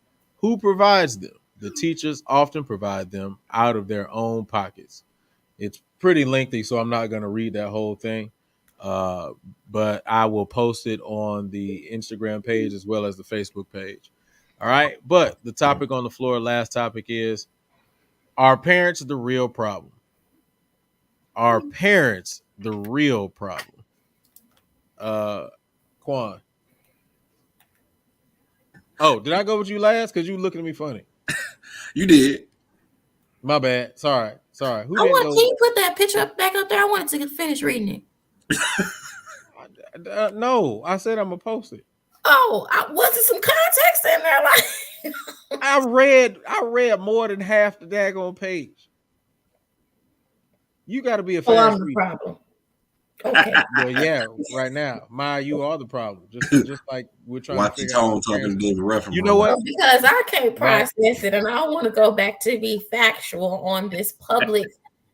All right, I'm gonna send it to you. Rick, go ahead and answer it while I send this to this girl. Thank you so much. I appreciate you. I think parents are the problem and teachers are the problem. I think it's a equal divide. I think we want our kids to not have issues, not have dealt with life experiences that they've dealt with. I think that a lot of teachers now are unrealistic when it comes to the challenges that our students face.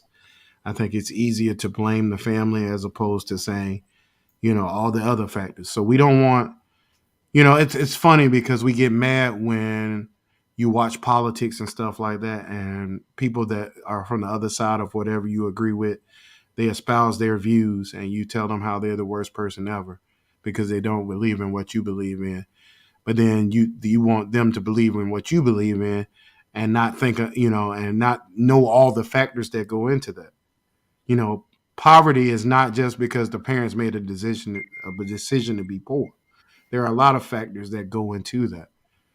Are there young parents? Yes. Do parents want to be their kids' friends? Yes. I used to say the same thing when I was in that position. But at the end of the day, the next thing that came out of my mouth is, regardless of all of that, how can I make my band better?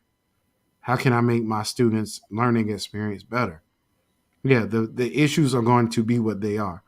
There are a lot of parents who are disinterested because, maybe they had a bad experience when they were in school, or they don't feel like they are adequate enough to support their school education. Like there's a lot of factors that go into that. But I think that at the end of the day, the parent can be the problem all they want. Guess what? Lil John is showing up on Monday, Tuesday, Wednesday, Thursday, and Friday for his education. Are you going to try your best to provide it? And is he going to accept what you're trying to provide? And are you going to go above and beyond as a teacher to provide an excellent learning experience? I'll tell this story again because I think it's relevant. My last year teaching at the middle school, I had a student. His name was James. And James was a big time drug dealer in the school. James had been left back a couple years. He was 15 in middle school. So I tried to, help this kid get out of school, and I took him under my wing. And one day I came to school, and James was out in the hallway showing off a big old wad of money. And so I called James into my office. I'm like, man, I'm from this neighborhood. I know exactly, what you're dealing with. But you don't walk around doing that, man, because somebody my age will bust you upside your head and take your money. So it turned into a conversation of, hey, man, what do you want to do with your life? And at the end of the day, we talked, and he was like, Mr. Brown, to be honest, man, I make more money than you do. So while I understand, while I understand what you're talking about, at the end of the day, I got a family to support. As a 15-year-old kid, Right. he had to support his family because his mother was a prostitute and was on those drugs. And as a 15-year-old, his little brother, who eventually got expelled from the school because he was so damn bad, but this 15-year-old kid was the man of a household. Our kids don't get a chance for the most in a lot of situations to be kids. When I was 15-year-old, I don't even remember what I was doing. I was learning how to play trumpet. That was my life, and wrestling. I was a wrestler. That was it. I wasn't worried about slinging no dope and supporting no family. But that's what our children get. So at the end of the day, yes, a lot of parents have problems, but these are the hands that we dealt, y'all, depending on what school. You didn't have to accept that job in the inner city. You accepted it for a reason. Either you thought it was a last resort or it's where you wanted to be. You didn't have to accept that job. You can continue to sit at home instead of quitting on the kids and wait until that job that you think is perfect comes along. But at the end of the day, those bad kids and these terrible parents, all their kids deserve a quality education just like everybody else. It's a lot of geniuses that come from the hood. I get tired of us writing our kids off because they aren't perfect or their parents aren't perfect. We have a responsibility to our community, and that's to invest in everybody, not just the kids that listen to us on a regular basis and make us feel good about ourselves. So while I appreciate that person for writing the article and blaming every parent in America about why they can't do their job, I would rather look at it from a standpoint of, yes, there are situations that we all face as educators, but those kids that have these parents that you disagree with deserve a quality education as well. And if at the end of the day, you have to come to terms with the fact that you're not going to be able to reach every kid. Continue to reach out to the parents, continue to try to get them involved. And if they don't, cool. But at least you tried. And you tried to reach kids because that's what it's about. It's not about you. So I'm done. Maya, did you get the email? Nope. Check the Talk That Talk email, girl, because I sent it to you. I got 16 tabs open, just like I got 16 tabs open in my brain. Well, you don't. Oh Lord, figure out what's going on up there. That's Well, skull of yours. But, why she get that? I'll go for you, bro. No, it's fine. Well, go ahead. Close some of them tab daddies. I wish I could. But I mean, number one, how am I supposed to follow up with that? Because the points were pointing, okay? I think you made multiple valid points and reasonings. But I mean, for the sake of the question itself, are the parents the real problem? I don't want to go as far to say the real problem because obviously there are multiple factors. But I mean, yes, to be that young or to be at any age and not have any vital support, or to have someone possibly deterring you away from what you feel is important to you, whether it's a hobby, whether it's the arts or whatever, to not have any support or to have a deterrent, that's absolutely something that's hard to deal with. So to be that, I want to say malleable or gullible, or be able to be that easily influenced when you're that young and have so many other things on your plate, absolutely. I think that parents or guardians or whomever is at home plays a big part in whether or not the child has the capacity or the ability to be able to be focused, to be able to set forth in a school day after day in and day out, to be able to deal with everything that comes along with life, as in addition to being in the classroom and doing what needs to be done. So again, the only problem, no. A big problem and a big factor, yes, but there are also multiple factors. But for the sake of the question, yeah. I think a lot of my views, though, Maya, before you go, Quan, I'm sorry, bro. I think a lot of my views come from the fact that I had those shitty teachers growing up. My fifth grade, the reason why I feel the way I feel is because I've experienced it firsthand. My fifth grade teacher was the So worst teacher you I've have some ever had. like, so you have some like, and it's not trying to be funny. So you have some like real PTSD kind of trauma based on. I don't know if it's PTSD, but it definitely shaped my calculus when it came to what it means to be a quality, effective teacher, right? Like my fifth grade teacher was the worst teacher I've ever had. Her name was Miss Pittman, racist white lady that she would call my house because she knew I would get a beating for anything. Like What? my parents didn't play that. So like she would purposely call my house for Bruh. anything. And she used to tell me as a fifth grader that I would be dead before I was 21. She actually told me that. That ain't just something you see on TV. This lady looked me in my eyes as a fifth grader and told me that. And now I am way past her and what she was able to do. And it's just because of the grace of God and who? My parents. Yeah. I had a strong support system. Yes, my parents wasn't up at the school participating in everything. Why? Because my parents had to work. Because my parents had a family to support. So my parents weren't able to make every PTA and band parent meeting. But at the end of the day, I thank God every day for the family that I had. Because at the end of the day, that family got me now to where I'm about to finish my doctorate degree. So F you, Miss Pittman, and all these other shitty teachers out here who continuously put these kids down because they're not perfect. F all y'all. Because at the end of the day, there's going to be a quality teacher that, like Miss Faust, I was telling y'all about, that can see the good in these kids. And I think we need more of that instead of just quitting on the kids and writing them off and blaming it on their parents. That's all I'm saying. You should have had the hood homies meet Miss White Lady on the corner. Hey man. Well, see, and she taught in the hood, Maya. That's the crazy part.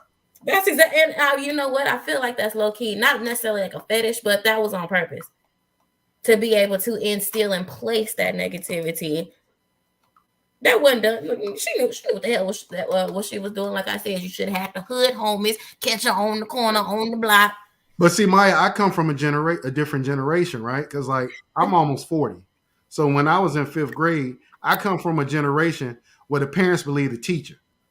Now the parents now believe the kids. If the kids say such and such don't like me, a lot of those parents that probably have a lot of the same trauma that I have from having shitty teachers over these years, Maya, go in and they have that same experience. Well, damn, my teacher ain't like me either. So my baby ain't lying. You know what I'm saying? Like we don't look at like I said at the beginning of this soliloquy, all factors. We only look at the immediate, what affects me, not what affected the family before, the family now, and what's going to affect the family in the future. So at some point, the kids are going to have to break that curse themselves. It's not going to come from us as educators. It's going to come from them making the decision to use that information that we give them. So, yeah, look, we got to look at it from all facets and not just, hey, this kid's terrible. But that's an interesting thing, right, Rick? Because I'm gonna be honest. I don't think I've known you for this long. I don't think I've ever heard that story, and I find it interesting because one, it gives me a better perspective about you and your approach and why you approach it that way. But it also makes me look at a lot of things slightly different, right? Because like And I don't, and I'm not saying this in a dismissive way, right? But everybody's situation isn't your situation. So I think that what happens is people who go into education who didn't have those experiences tend to want to educate from the experiences that they had. Right. And when it's not aligned with that, then they feel like something is lacking or missing, or there should be some, whatever to help them along to get it back to what they were used to. But Whereas that's the yours issue, though, are right? It's not about them. We always make it about us. well, no, Education is I not don't think about I us. don't It's think it's about that. those kids. Well, right, but I don't. That's what I'm saying. I don't think it's about they're looking at it from the standpoint of them personally. I'm thinking that they're looking at it from the standpoint of the way that they received education should be the same way that these students receive education, and if they don't, then it is disrupting the students' education. So, case in point, you have a classroom full of you know Tom, Dick, and Harry's and James, right? But then you have little Ray Ray who come in there, and little Ray Ray mama ain't at the crib, and he got to take care of himself, and all of the things in which you have said that this needs to be you know talked to or respected in the right way. But because the teacher is looking at it, well, I got Tom, Dick, Harry, and Jane in here, and they're getting the education and receiving the education in the way that I know education should be. Lil Ray Ray, I mean, his situation is sad, but unfortunately, he is not receiving the education the way I think it should be. So I'm going to look at the parent and say the parent is the issue for Lil Ray Ray's problem because these other kids got it together. I'm just saying, I'm not saying that is what's happening, but it could be the mindset from which that teacher, that particular teacher, could be coming from. And just to interject real quick, Julie, and this is my opinion, if that teacher sees it from that perspective without having a form of contrition or empathy towards that kid, that's an ineffective teacher. I don't disagree with that. Yeah. I don't disagree with. I All don't right. disagree, but what I'm saying is there because hearing Rick's story puts a lot of different things in perspective, and it makes me realize that teachers are coming from a lot of different places and a lot of different settings and situations, right? Because like there could be teachers, and I'll use them as an example. There could be teachers or band directors or whatever who are Hebron graduates, but they may be teaching in the hood. So their perspective of what a student looks like may be different. A teacher who graduated from Hebron and went to UNT, but then they end up teaching at I don't know, I don't know, some inner city school in Houston or Dallas. Their perspective of what a student looks like is different than a kid who came up in Booker T and then went to daggone, I don't know, Jackson State and then ended up teaching in the hood. They're two totally different perspectives of what education and students look like, and so they may approach it differently. So Well, I don't know. well, I mean, well, overall, you're going to approach it according to your syllogism and your experience of life. I think that's true. But where we fall short is when you're so close minded to think that's the only way. Like, what's funny is like we always say there's more than one way to skin a cat, right? We use that as a metaphor. But what's funny is when another person skinned it the other way, we criticize that person for the way they skinned it, though. You know what I'm saying? So it's like what Rick's saying overall, from what I've heard for him say tonight, is due to my experiences is the reason why I go this hard in the paint. Because there's going to be another kid who unfortunately is going to meet another Miss, I think her name Pittman, that could potentially destroy this kid's life by planting these seeds of insecurity, and so forth and so on, that is going to produce the fruit that is of a child that possibly that was already broken to a broken person. Because we've taken education classes and Piaget said it himself, wherever you receive trauma, that's where you stop growing emotionally at that age. So that's why a lot of the time with therapy, you got to go and heal that child so that you can actually mature and grow. And I think when the question is asked, are parents a real problem? They're a part of it. But I do agree, there are some piss poor teachers that's there for the check, that have racist attitudes, that are closed minded, that are. I agree. And let me say this too, black ones too. I've seen some teachers of all colors that are plain bullies, honestly. And if you, I always say this, unpack the backpack of that child, you cannot treat every child the same. That is, you can have your standard for the class, you can have your systems in place, but you cannot treat every child the same. For example, if he's saying that the kid that was the drug dealer, you can't come at him a specific type of way because his mentality on some hood shit is completely different than Tom, Dick, and Harry that have two-parent households.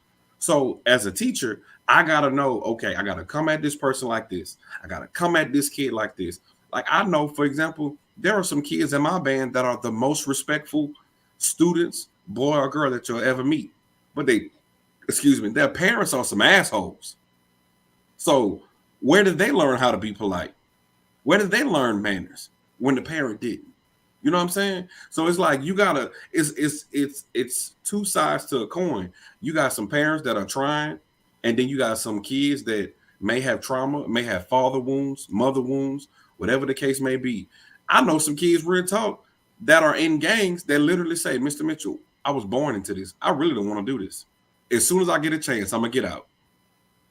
So environment can play a part, parents can play a part, and definitely teachers can play a part. And let's be clear, if you have a student 8 hours a day for 5 days a week, if you're constantly investing and planting seeds in that kid, you're going to see the fruits eventually. And I think that's what it boils down to. To answer your question, at the end of the day, we do have more influence. Now, we can't control what happens outside of that school, but we damn sure could control what happens in the inside. So, oh, go ahead. Go ahead. No, I was just gonna say, I don't disagree with a lot of the things neither one of you are saying, because one of the things that I always found interesting, I've had students who came to me and was like, you know, I'm on and had came to me and said their teacher said I'm really only here for the check. Like I don't even know how you even tell a student. Mm-hmm. Like how do you fix your mouth to even say that? Turn your mic up, bro. It's easy to say that. It's very easy for some of those people to say that because they are there to get the check. They went to college to get the check. They went through certification to get the check, which is crazy because we don't make no damn money. Go ahead, Maya. But see, that kind of feeds into what I was going to say. Like in terms of administration or whoever the top up down for education is, should there be more put in place to be able to weed those just get a check persons out? Because when you think about situations such as this, that teacher may literally be the very last piece of hope that a kid has. That hurt or help can be detrimental to that child's development. And my apologies, I probably missed out on some very good information. I had a call come in. I was not laughing at Charles. I was laughing at the phone call, so I apologize. But yeah, so I don't know what that process is like. I'm not an educator. I do understand that there are certifications that are in place, but as a part of the my thought is, as a part of the interview process, somebody can lie up and down all day just to get a job anyway. So how do you really? Well, never mind. I don't know what the answer to that is. The problem is what Quan said a while. This was months ago. These kids aren't learning, Maya, what it's really like to teach in college. You're learning pedagogy and theory in college. You're not learning actual application. You don't learn how to become a band director until you in that band room and a clarinet player comes up to you and say, "My spring is gone," and you're a trumpet player. That's where you learn how to be a band director. When you can't just take it to the music shop and get it fixed because you don't have a budget, like Quan said. Facts. Like at the end of the day, Maya, it is very challenging to be a band director. I've said that on this show many times. I'm gonna continue to say it. But let's expand it. To be an educator, it takes sacrifice. It takes commitment. It takes, knowledge and know-how. It takes you continuously growing in the field, so going to conferences, learning the things that are cutting edge. But at the end of the day, it takes compassion. You have to care about the people that you are actually, serving. Like I say all the time, being a teacher is a customer service job. If you look at your students as customers, people that your employment is based on the success of those people, then you will put that into context. We've gotten to a point now, Maya, especially with band, where these band directors don't even go to festival anymore because they that is an assessment, and they don't want to get those bad scores and stuff. The city I taught in, there was a lot of that going on when I was there. Why? Because they put the city of Portsmouth, the person that was doing music, they took band out of sixth grade. They took sixth grade out of middle school. So middle school was only seventh and eighth grade. There was no band in middle school anymore. Uh, Seventh grade band was general music. You ain't really start buzzing and stuff to your eighth grade year. So instead of setting these programs up for success, these programs are dealing with issues now where they aren't even getting kids that have a developed armature until junior, senior year. Like that brother Derek that was on the show a couple of weeks ago. He's in the city of Portsmouth. I can only imagine how hard it is for him as a high school director, knowing that none of the feeder programs are even buzzing a damn mouthpiece until eighth grade year. And then they don't let the school have a terrible band director. So then the kids aren't getting what they need, and they're not getting the time development that goes into that. To me, that is unfair, just as unfair as what we've been talking about all night. We know that there's a problem, but we don't advocate in a way that makes it good for these kids. So Maya, it's hard. It's hard. It's hard watching it, and it's from both sides. I don't like seeing my friends and colleagues struggle with mental health issues and challenges of trying to do the job, but I also don't like seeing kids get blamed for everything wrong just because we got a bunch of people that think that everything should be perfect and it's not. And Rick, I do want to say this, dog. If there was ever a time that you remember me blaming the kids, dog, always get on me because I don't remember ever blaming the kids. I remember I was in a situation where I did blame the head band director. You know that situation, but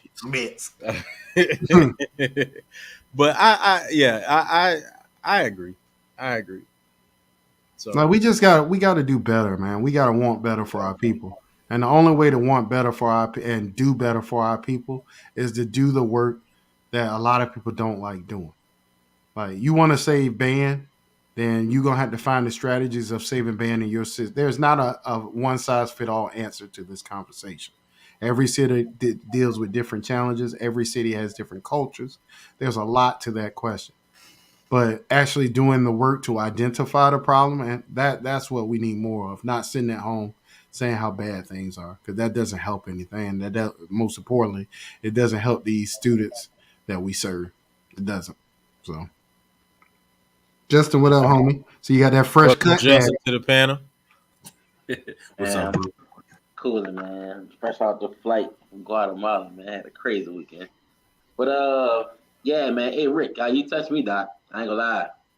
I had some situations like that, but I'm gonna go to the first thing before I get to about the males in the school system. I guess that's very much needed. A lot of people don't know.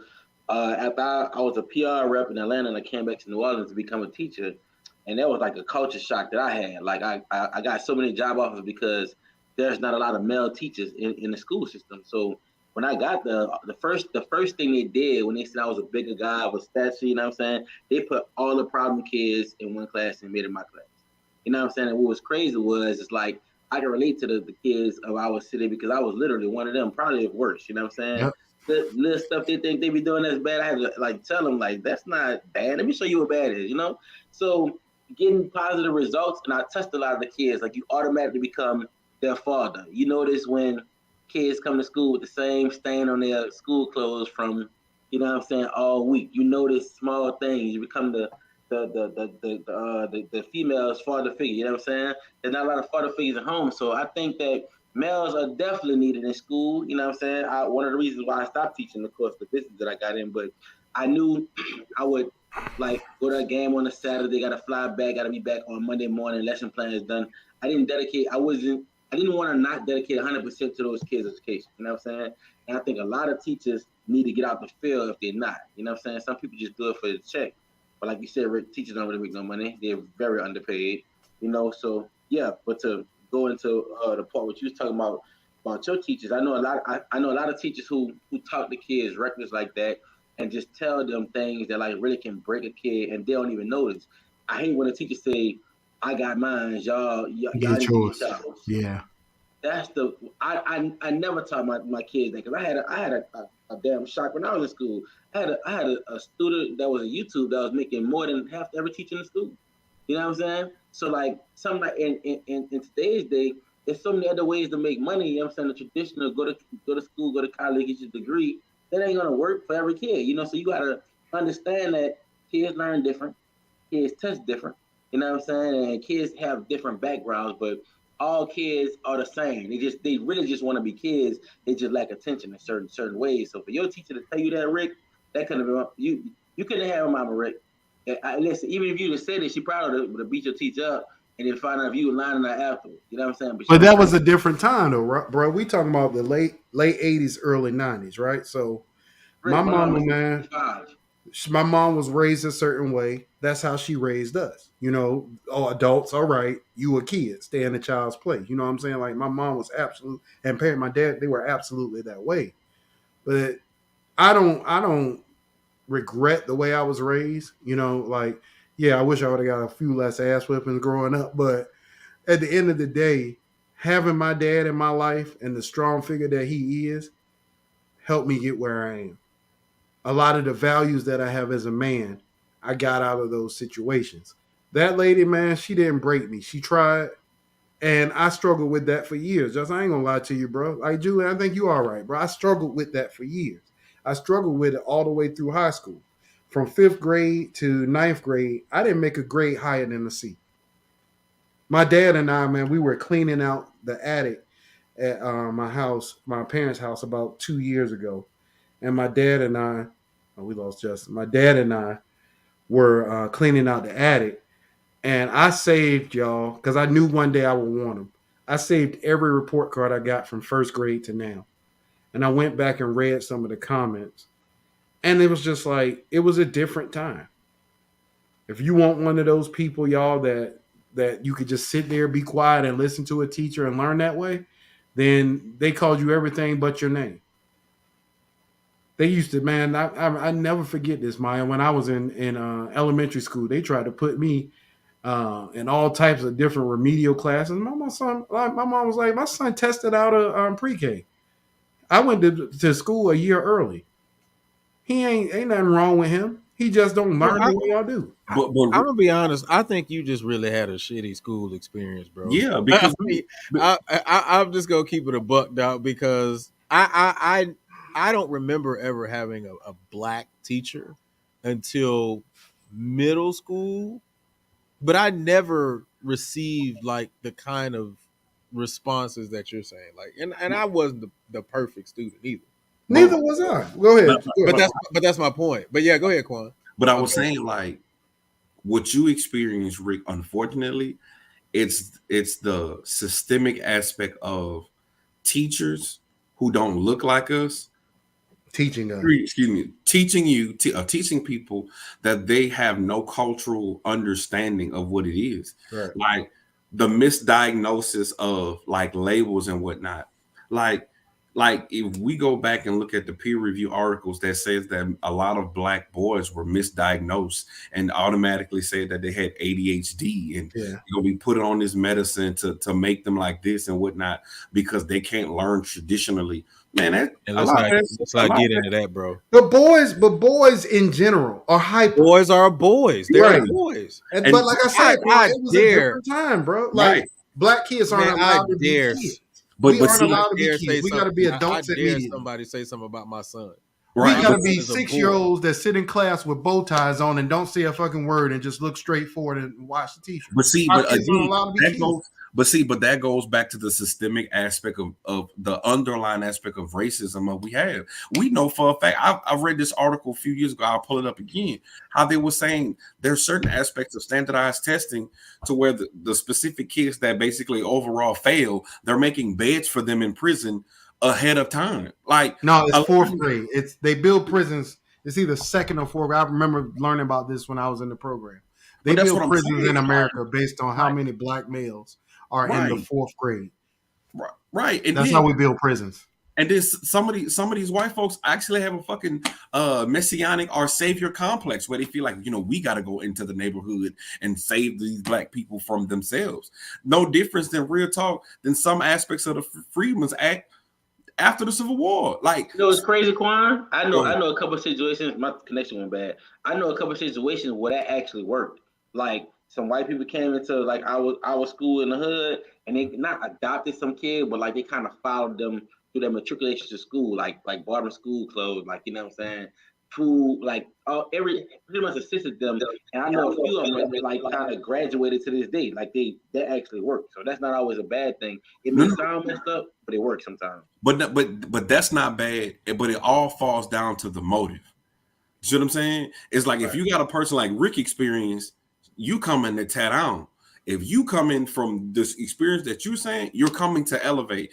Because I don't want to be foolish and say, well, all white people bad. Nah, but it's a heart thing when it boils down to it. If you're a true educator, I'm gonna teach you about life. Like you say, I'm gonna help my females, my students, about their hygiene, even though I'm a male. But it's my approach for it to make it palatable.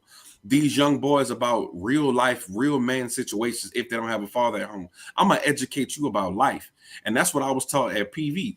PV taught me this: a teacher only could teach one content, but an educator gonna teach you about life. Was Rick saying his experience? That was a bullshit ass teacher that was racist, that didn't need to be teaching.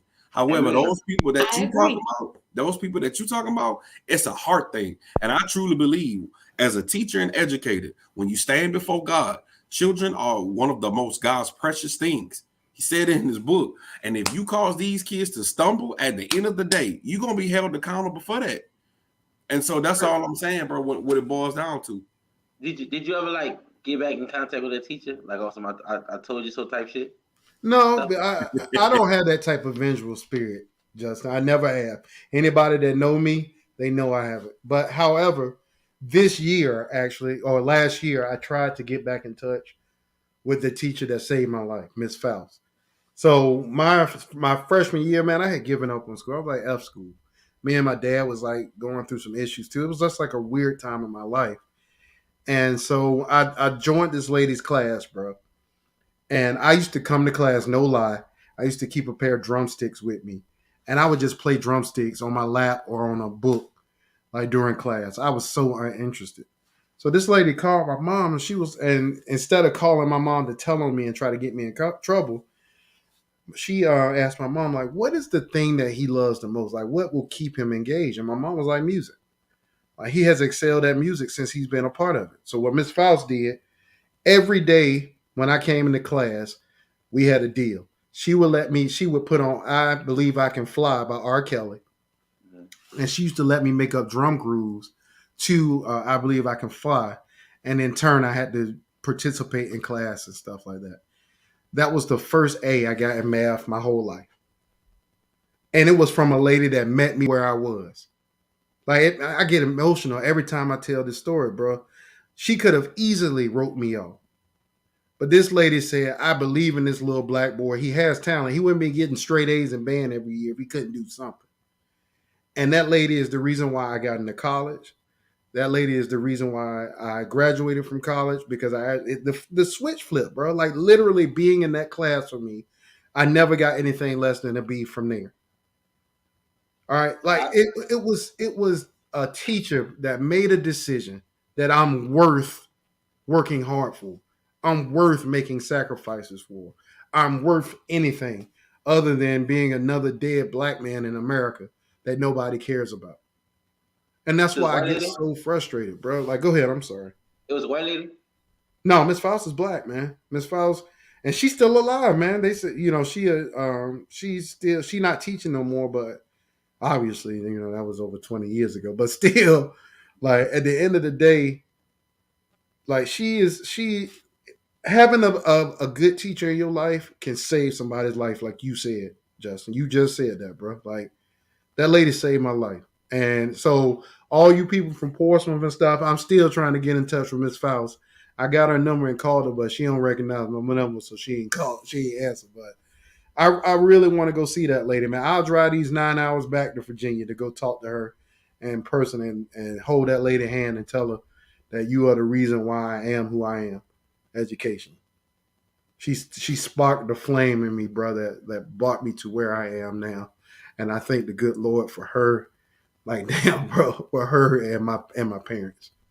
Because, God is good, man. And God knows how to bring you out of situations that are toxic. And I'll end there, man. That's enough.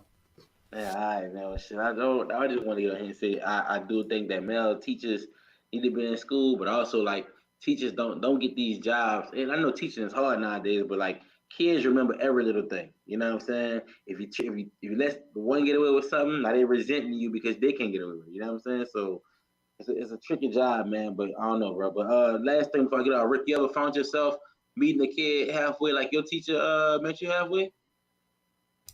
Bruh, I started a pep band in middle school. That'll tell you the answer to that question. My last 2 years at Waters, we had a basketball pep band. Meeting the kids because they kept asking, Mr. Brown, we want to play neck. We want to do that. And my exact answer was like, all right, we'll do it. But y'all gonna do it my way. So we'll play the music y'all want to play, but it's gonna have good articulation. It's gonna sound good. It's gonna be balanced. It's gonna be blended. All the things that we talk about in band is gonna be this. We're just gonna play a little louder and let you play the songs you want to play. And I arranged these middle school arrangements of these songs. We did Neck, and we did another song, like some of the songs that Norco was playing. So yes, I have. I do that all the time, man. Like at PV, I did the same thing. I don't like all them rap daddies. But I had to I had to hit them because that's what they want to do. All right, man. Well, I'm going, y'all. Nice show, man. Hey, Quan, I want reach out to you. I want to talk to you about something. Not that. That's a bad, bro. All right. Hey, Justin, you gonna be at TMEA next week? No. When is it? I'm not. It's Gonna next be there. the end of next week, the Wednesday 13th through the 9th through 12th. Yeah, 9th through 12th. Send me some. Do I have to register anything? I mean, you don't because we all gonna be there. I was just saying, man, I'd love to meet you in person, bro. I'm gonna be there next week. Yeah, we can definitely all get together and chop it up. What the date says? 9 through the 12th in San Antonio. Wednesday through Saturday. Yeah. I can make that happen. That's nothing. All right, bet. Send me the information on there. I can make it work. All right, bro. Bet. All right. Gotcha. All right, appreciate you, bro. All right, man. This has been a hell of an emotional show. This has been Rick's therapy for. No, trust me, I didn't have this session already. I didn't dealt with these issues a long time ago. Rick then got on the couch and sat back, man. But I mean, real talk. Like I said, bro, I've never heard that story from you, dog, and I know dang near all your stories, but that one I've never heard. I mean, and I find it interesting.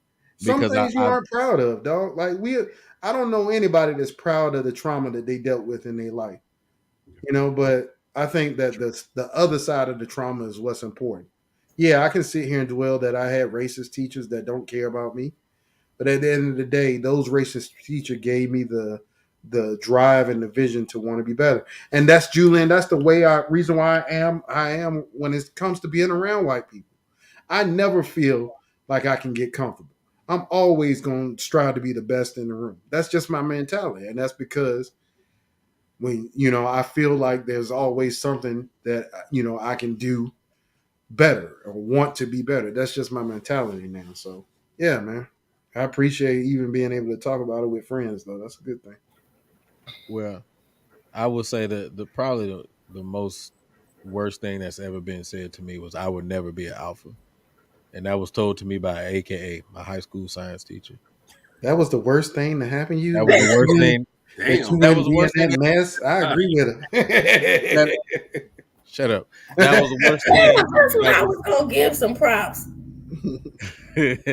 I'm just saying that was the worst thing that was ever. I've never had the experience that Rick had. So You when sound it comes privileged. to no, I wasn't privileged. I'm just I was kidding. far from privileged. I just came from decent situations. I mean, No, for I mean, sure.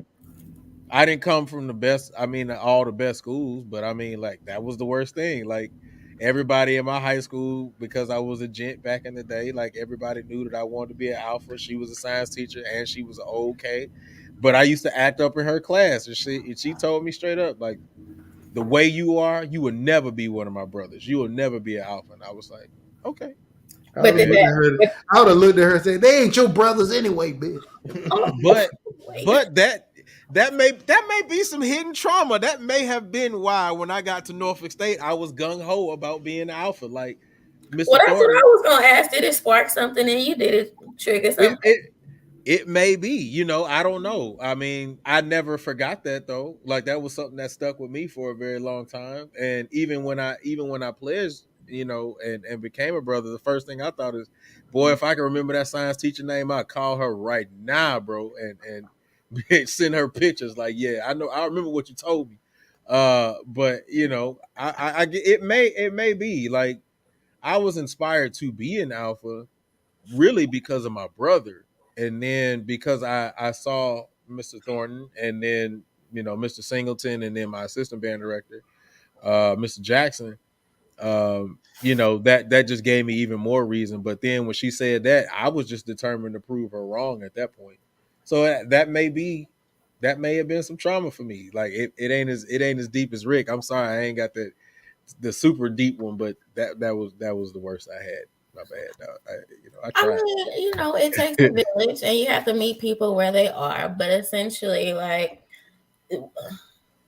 Brownie, what you shared today, I hope that is a take that would go viral. I know it's not, because when people talk truth, nobody want to hear that. Right. But Thanks. the fact that you said that, it sheds light and it illustrates the picture of why, and you kind of hit on your own, why you are the way that you are, why your perspective is the way it is, why you feel so strongly about your opinions, and why you're so willing to go toe to toe each and every day, each and every week with any conversation, because it just paints the picture. Like, we need, just like you said, we need more Quans in the world, we need more Brownies in the world, we need more Lukes in the world. And I think, no, I'm just kidding. Just kidding. We need more But Myers. We need more I Myers. mean, it's a very You selective was space. wise, you was smart, and you I was important. thank you. I appreciate that. And you But no, got your for natural sure. now today. Like, it That was just really shows why you are the way that you are. And for the people who want to take one side of what you have to say, let's tell the whole picture. Let's show the whole picture. Why is he that way? I got that from someone who's very important to me. But why are you that way? You know what I'm saying? So I appreciate you for even having the willingness to put yourself out there like that and say that. That is gonna go very, very far, because you don't know who needed to hear that. It's somebody that needed to hear that. Yeah. We unpacked your backpack. All right, Chuck, come on and unpack your backpack. Hey, what's up, guys? What's going on, bro? What's going on, man? I was, again, I just want to say, man, Rick, thank you for sharing that. I know that's a tough part of your backpack to unload.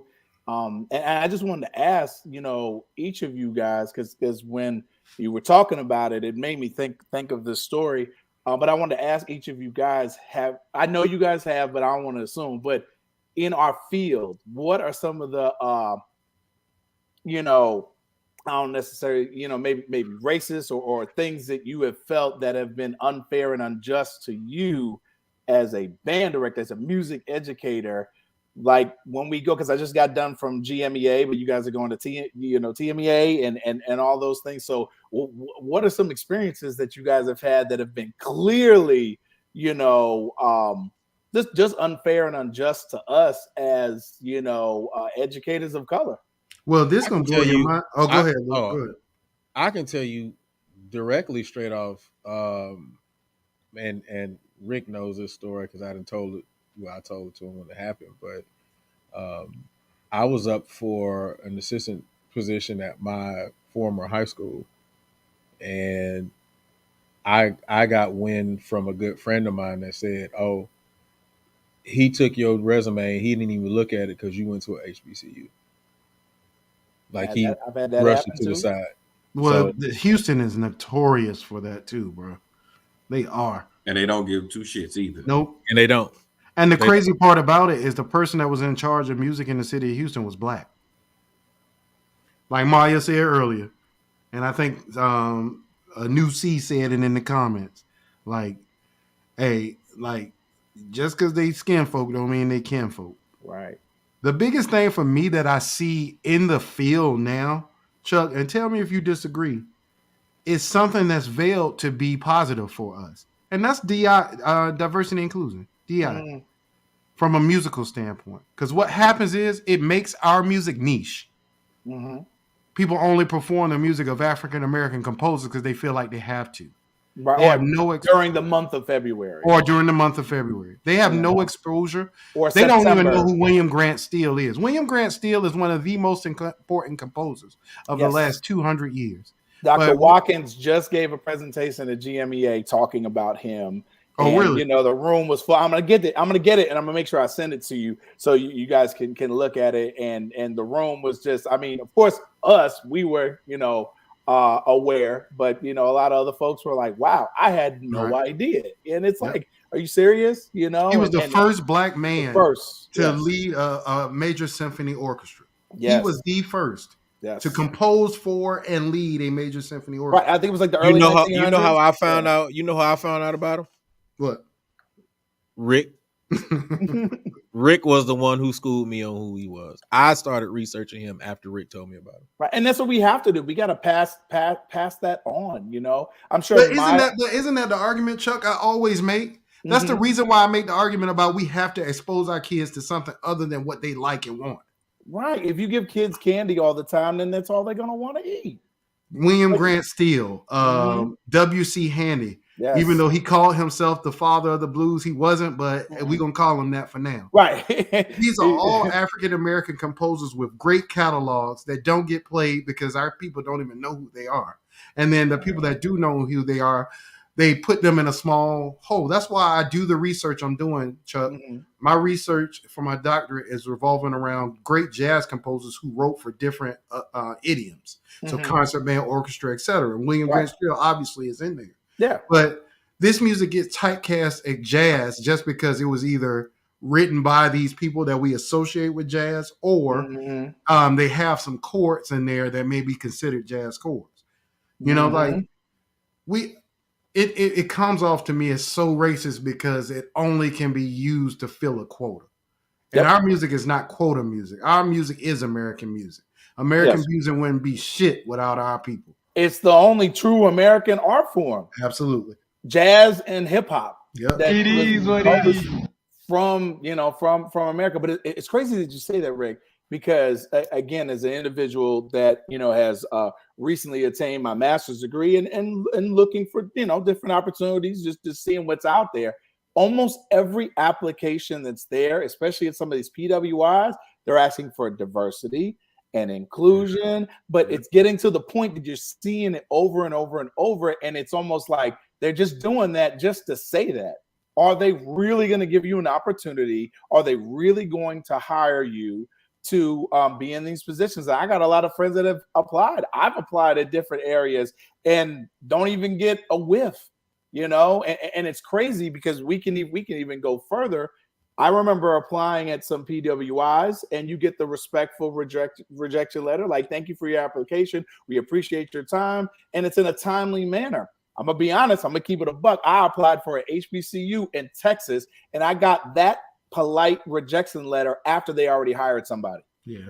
Months after. And I'm like, if this is one of the most unprofessional things that I've ever seen, but you see it on the other end, like they'll call and let you know. I've had one job call and say, hey, make sure you add this and add this just to make sure that the application packet was complete. and to go through the interview process. So again, you see these diversity and inclusion statements, but sometimes it's disrespectful because they really don't mean that.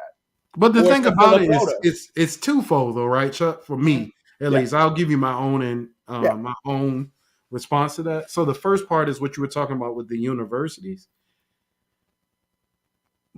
Julian brought this up on the show a couple weeks back, and I think it's a conversation we need to revisit. A lot of these universities are just hiring alumni. If you didn't go to that school, they're not interested. Nope. And they're missing out on so many great candidates and applicants because they feel like only an alumni can save their band program. Not even thinking that maybe the fact that you've had alumni is the reason why your program is struggling the way it is. Yep. That's the first thing. And then the second thing for me personally, like this is just my own personal experience. Mm-hmm. And Julie and I have talked about this also. We talk about everything. That's my best friend. So at the end of the day, I recognize how extremely lucky I am to have the experiences that I've had, Chuck. Not many people have had the opportunity to march drum and bugle corps and do it at the highest level and teach it, right? And then continue to stay in that field of the marching arts. That has been a true blessing for me. Like it has given me the life that I now enjoy, right? But I look at my experience at HBCU as just as beneficial and as important as my experiences in drum corps. Because now on my resume, I can say, yeah, I went to an HBCU, but I've taught cadets, I've taught bluecoats, I'm the caption head at Mandarins, I taught Norfolk State, I taught PV. I was, like I can say that my experiences are all over the place. It's not just one thing. And that's the reason why I advocate so hard on this show for us exposing our kids to everything, not just the thing, the show style band side. Being able to apply for a job at any school in America, not just the school or the style of the college that they went to. Because the fact of the matter is, it's true. People from UT and all that, they not applying to SOC and Yates. They not. They just aren't. But they don't have to. Why? Because they're white and they get experiences that we don't get. So this just to pigeonhole our people into you can only do one thing. And it's for the culture.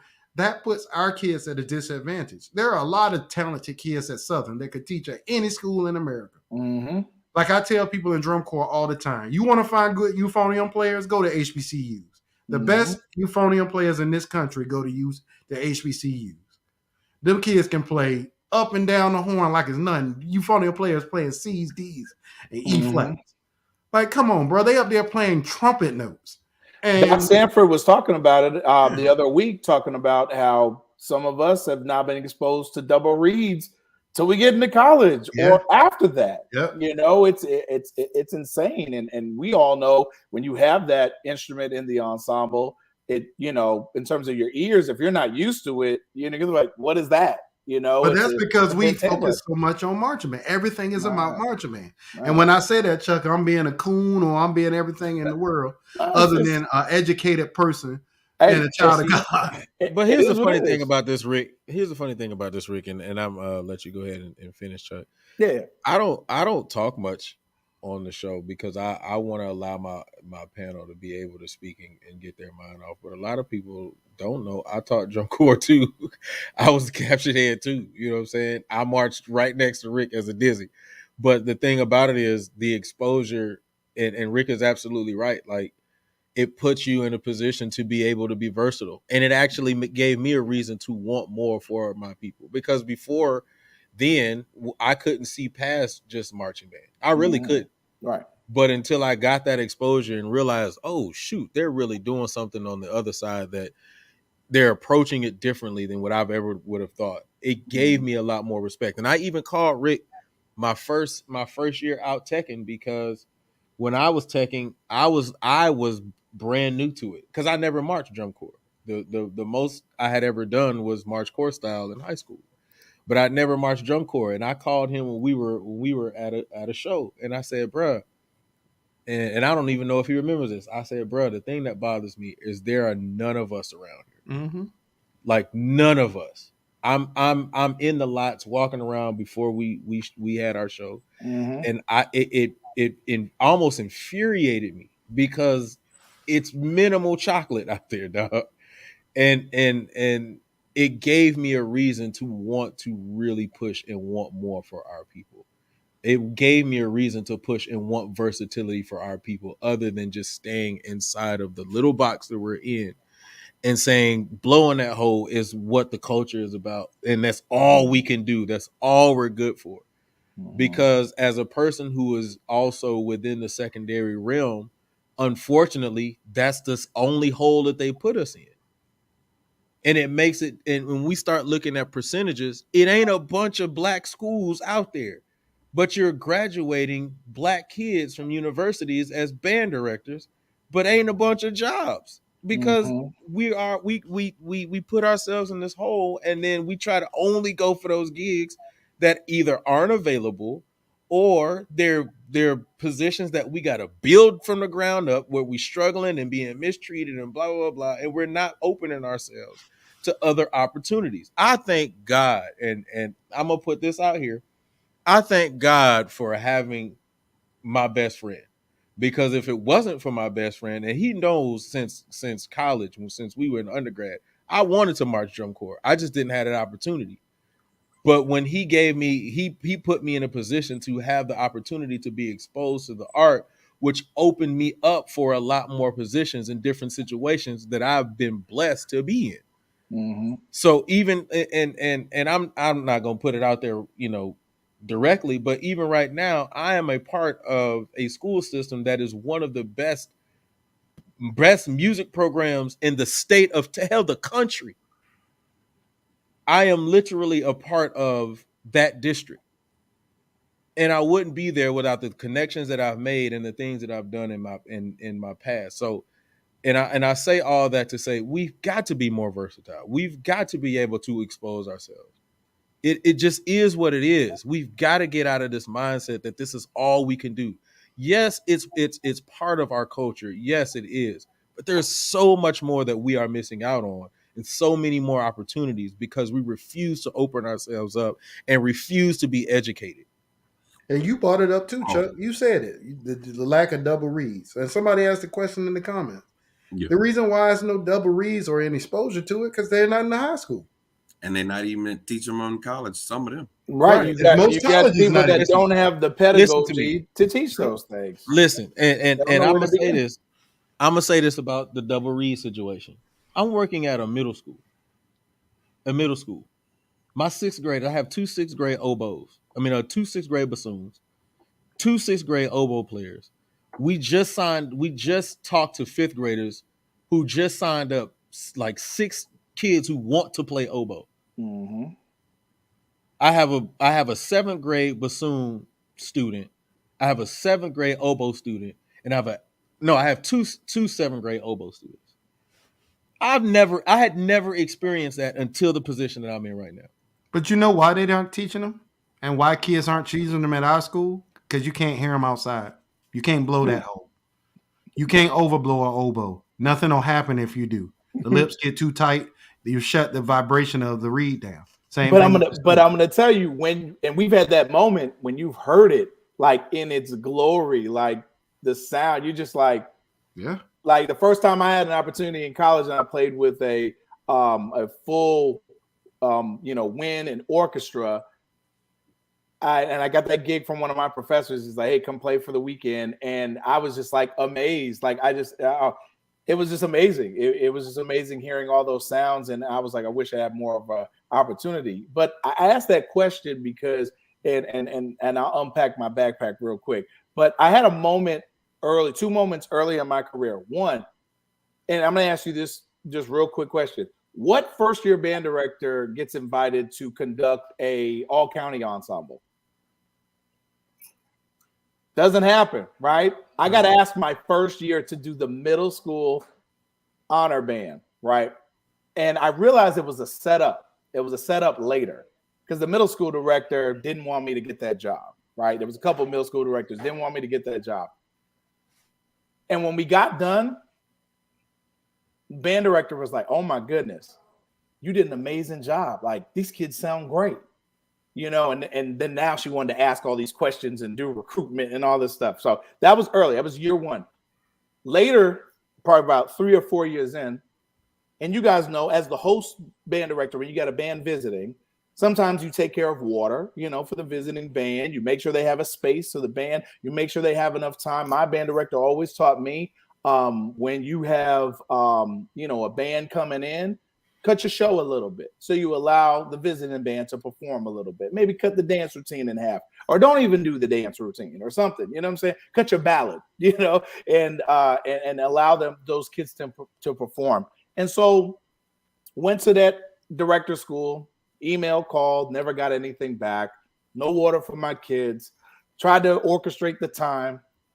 His band performed first. The home band performed first, which is, I guess, taboo for all the states that I've taught in. Normally the home band goes on last. They went on first. And when they left the field, they marched off in single file line to take up as much time as possible. And we didn't have any time left. Fortunately, the security guards held off the football team and let us perform. And we had an amazing show. Fast forward a year later, I go to a conducting clinic, I love going to conducting clinics. And I didn't know that it was that director's alma mater.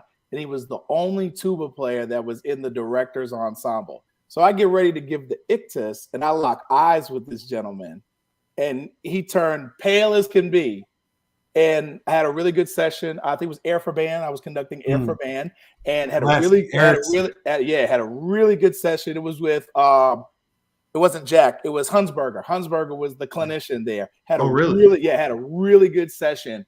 And when we got done, man, the guy was like eating out of my hand. Oh, I didn't know you guys did that at your school and all this or whatever. I was like, save it. I was like, we don't need to have a conversation now. And so again, I experienced a lot of those things early on. And it's crazy. At some of these conducting clinics, they'll ask, what school do you went to? And the conducting clinic happened to be at UNCG. I was like, I went to that school right down the street off of East Market, North Carolina A&T. I'm like, oh, and then you'll hear some people from some other schools with some big names. And they'll be like, and I've been in some sessions that have been really good and some that have been really bad. And those but the thing about it, Chuck, I don't want to cut you off, bro. No, you're good, bro. And I think Quan wanted to say something too. Yeah. But the thing about it is this. When people that look like us make it into rooms like that, we ain't just get there because somebody gave us something. We got there because we had something to get us in that room. Mm-hmm. There's a level of excellence that scares people off, Chuck. And I think that's what some of the pushback is because to be in those rooms with people like Donald Hunsberger, one of the biggest names in wind ensemble, period, in this country, one of the biggest names in band directing in this country. His name is on the Remington warm-up books. Right. That we look one at of the biggest names. Yeah. Matter of fact, I'm playing his transcription of Festive Overture right now. Mm-hmm. When to be in a room with a person like that, you have to have gained access. You don't just get access because you want to be there. And I think that scares some people. Yeah, we got a lot of great talent in our community, but it takes a level of work and expertise that I don't know if a lot of people are willing to put in to get into those type of spaces. So what they do, Chuck, oh, that's that white mess. Oh, why we always got to cater to them. Yeah, you sound stupid, homie. You just can't be in that room because you haven't gained access to that room. Alfred Watkins gained access to that room. Not he was his talking mouth. about it at GMA. He was in tears to see how many of us were presenting at this conference this past weekend. He was like, I remember having superior bands for years and not gaining access, not even being allowed. And to see this now, men and women being able to present about culture and diversity and having their bands play. I mean, we had a middle school jazz band that played, and they played all the classics. And it was just so amazing just to see these kids just enjoy and just love it. And you're right. Again, do we take the time to learn and to grow and to humble ourselves as well too? I've had some moments that didn't go so well and said, you know what? I have to be better. I told my kids the other day, I realized I record myself all the time in rehearsals for feedback. And I said, I realize in my recording, I am too glued to my score. And I was like, I apologize. I owe you better. And we have to humble ourselves. You know, if we don't know something and really work on those things, and I feel that my kids are appreciative of that, and it will all make us better when we're able to do that. We're all human. We all make mistakes. All right, man. We unpacking a lot of backpacks today, man. This should have been the unpack session, man. Man, Chuck, you know I always appreciate you, brother.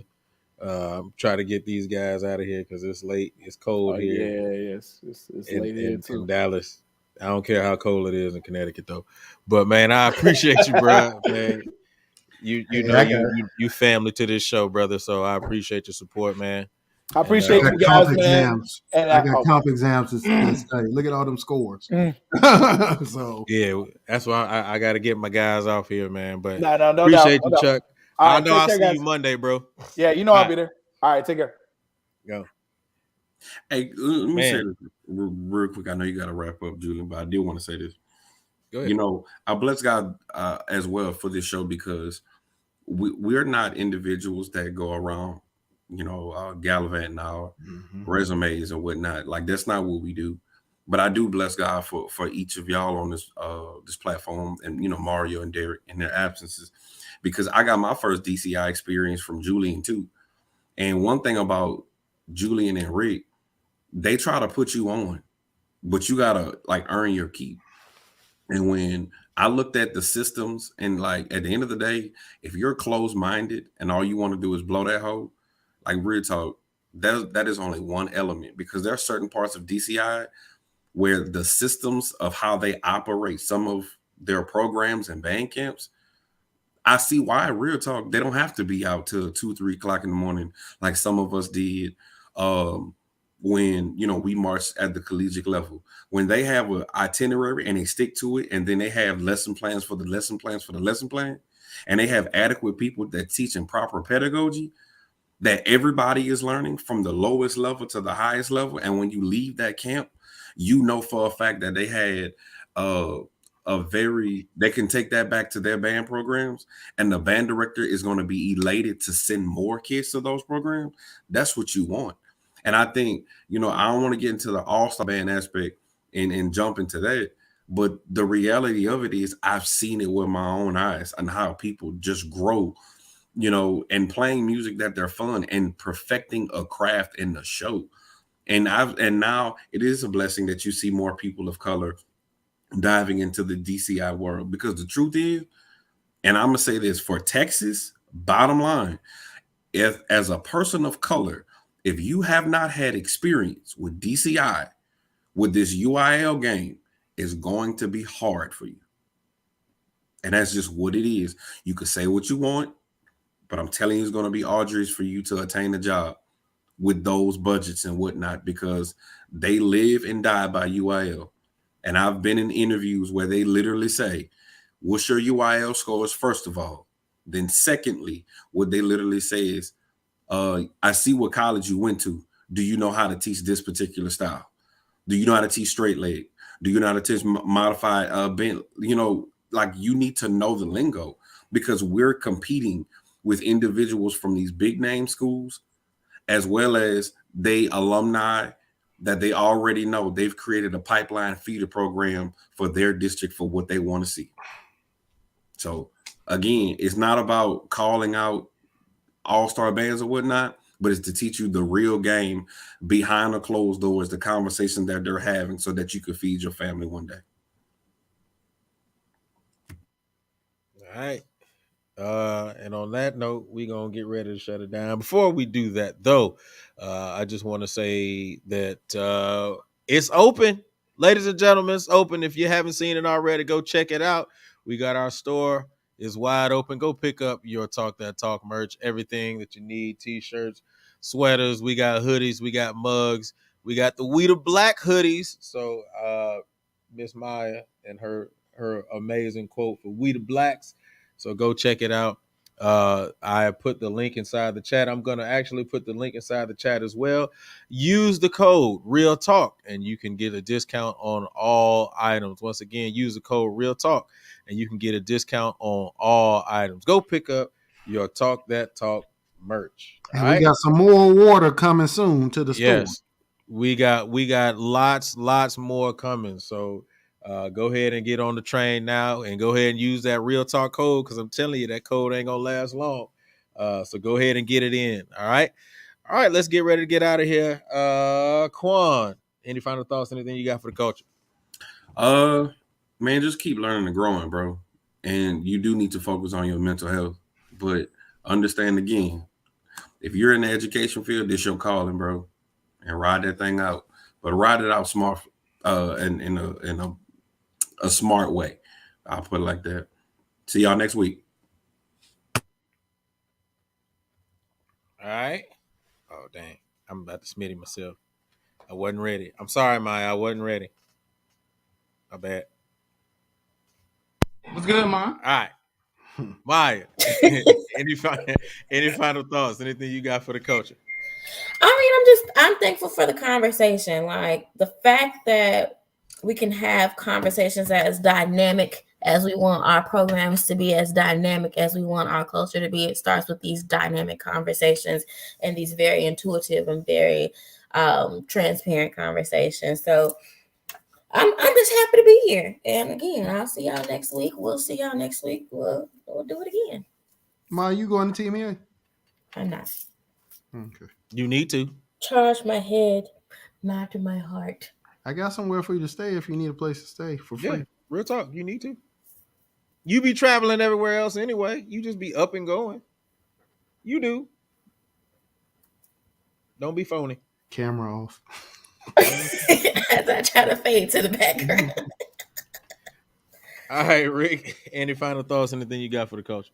Yeah, man, a couple things, man. First, so I do have 3 new artists for y'all, some of whom you might have heard, but I've been on a old school mood all week, man. So this week I've been listening to like Blue Magic, Luther Vandross, The Stylistics, Marvin Gaye.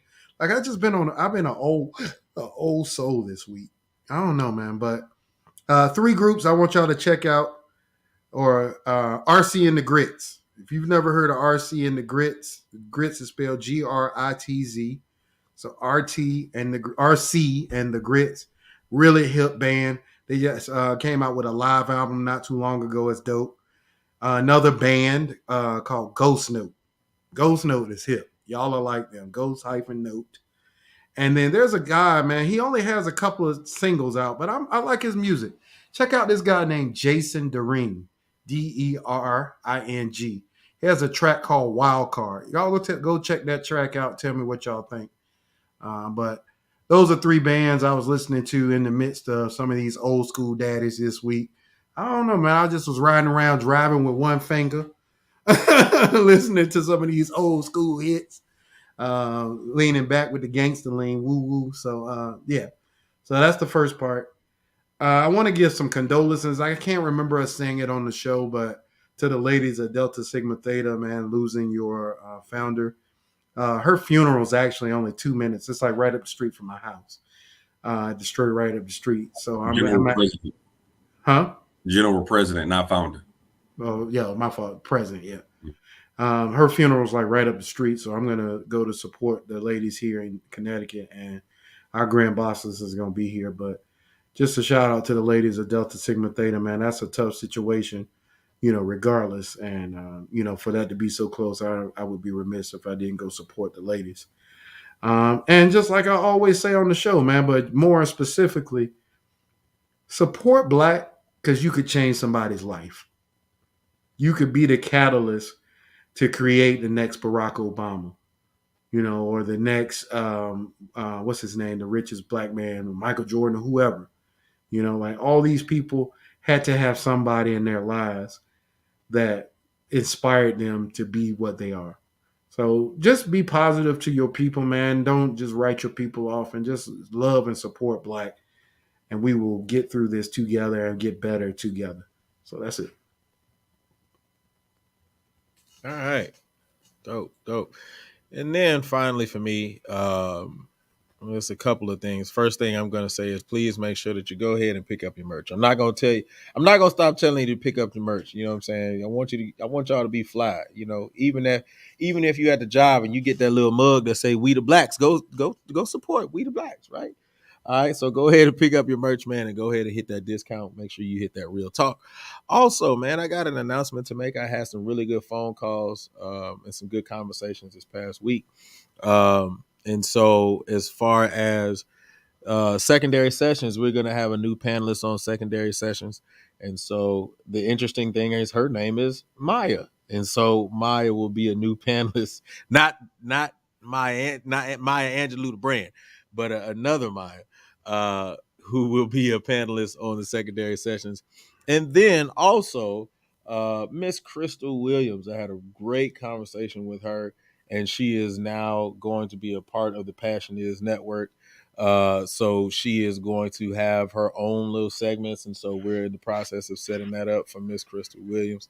So be on the lookout for all of those things happening, man. It's a lot of things happening here on the network, and we're going to continue to grow. So finally, I do want to say, man, I appreciate you guys.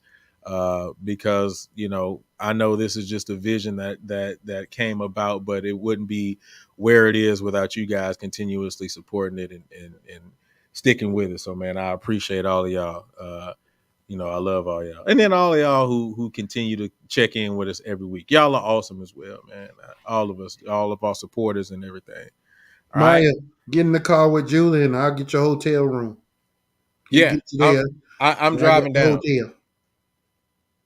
I don't know. Do you trust me behind the wheel? I'm a little crazy. Just saying. All right, man. I don't got nothing else, man. I appreciate you guys for joining us, man.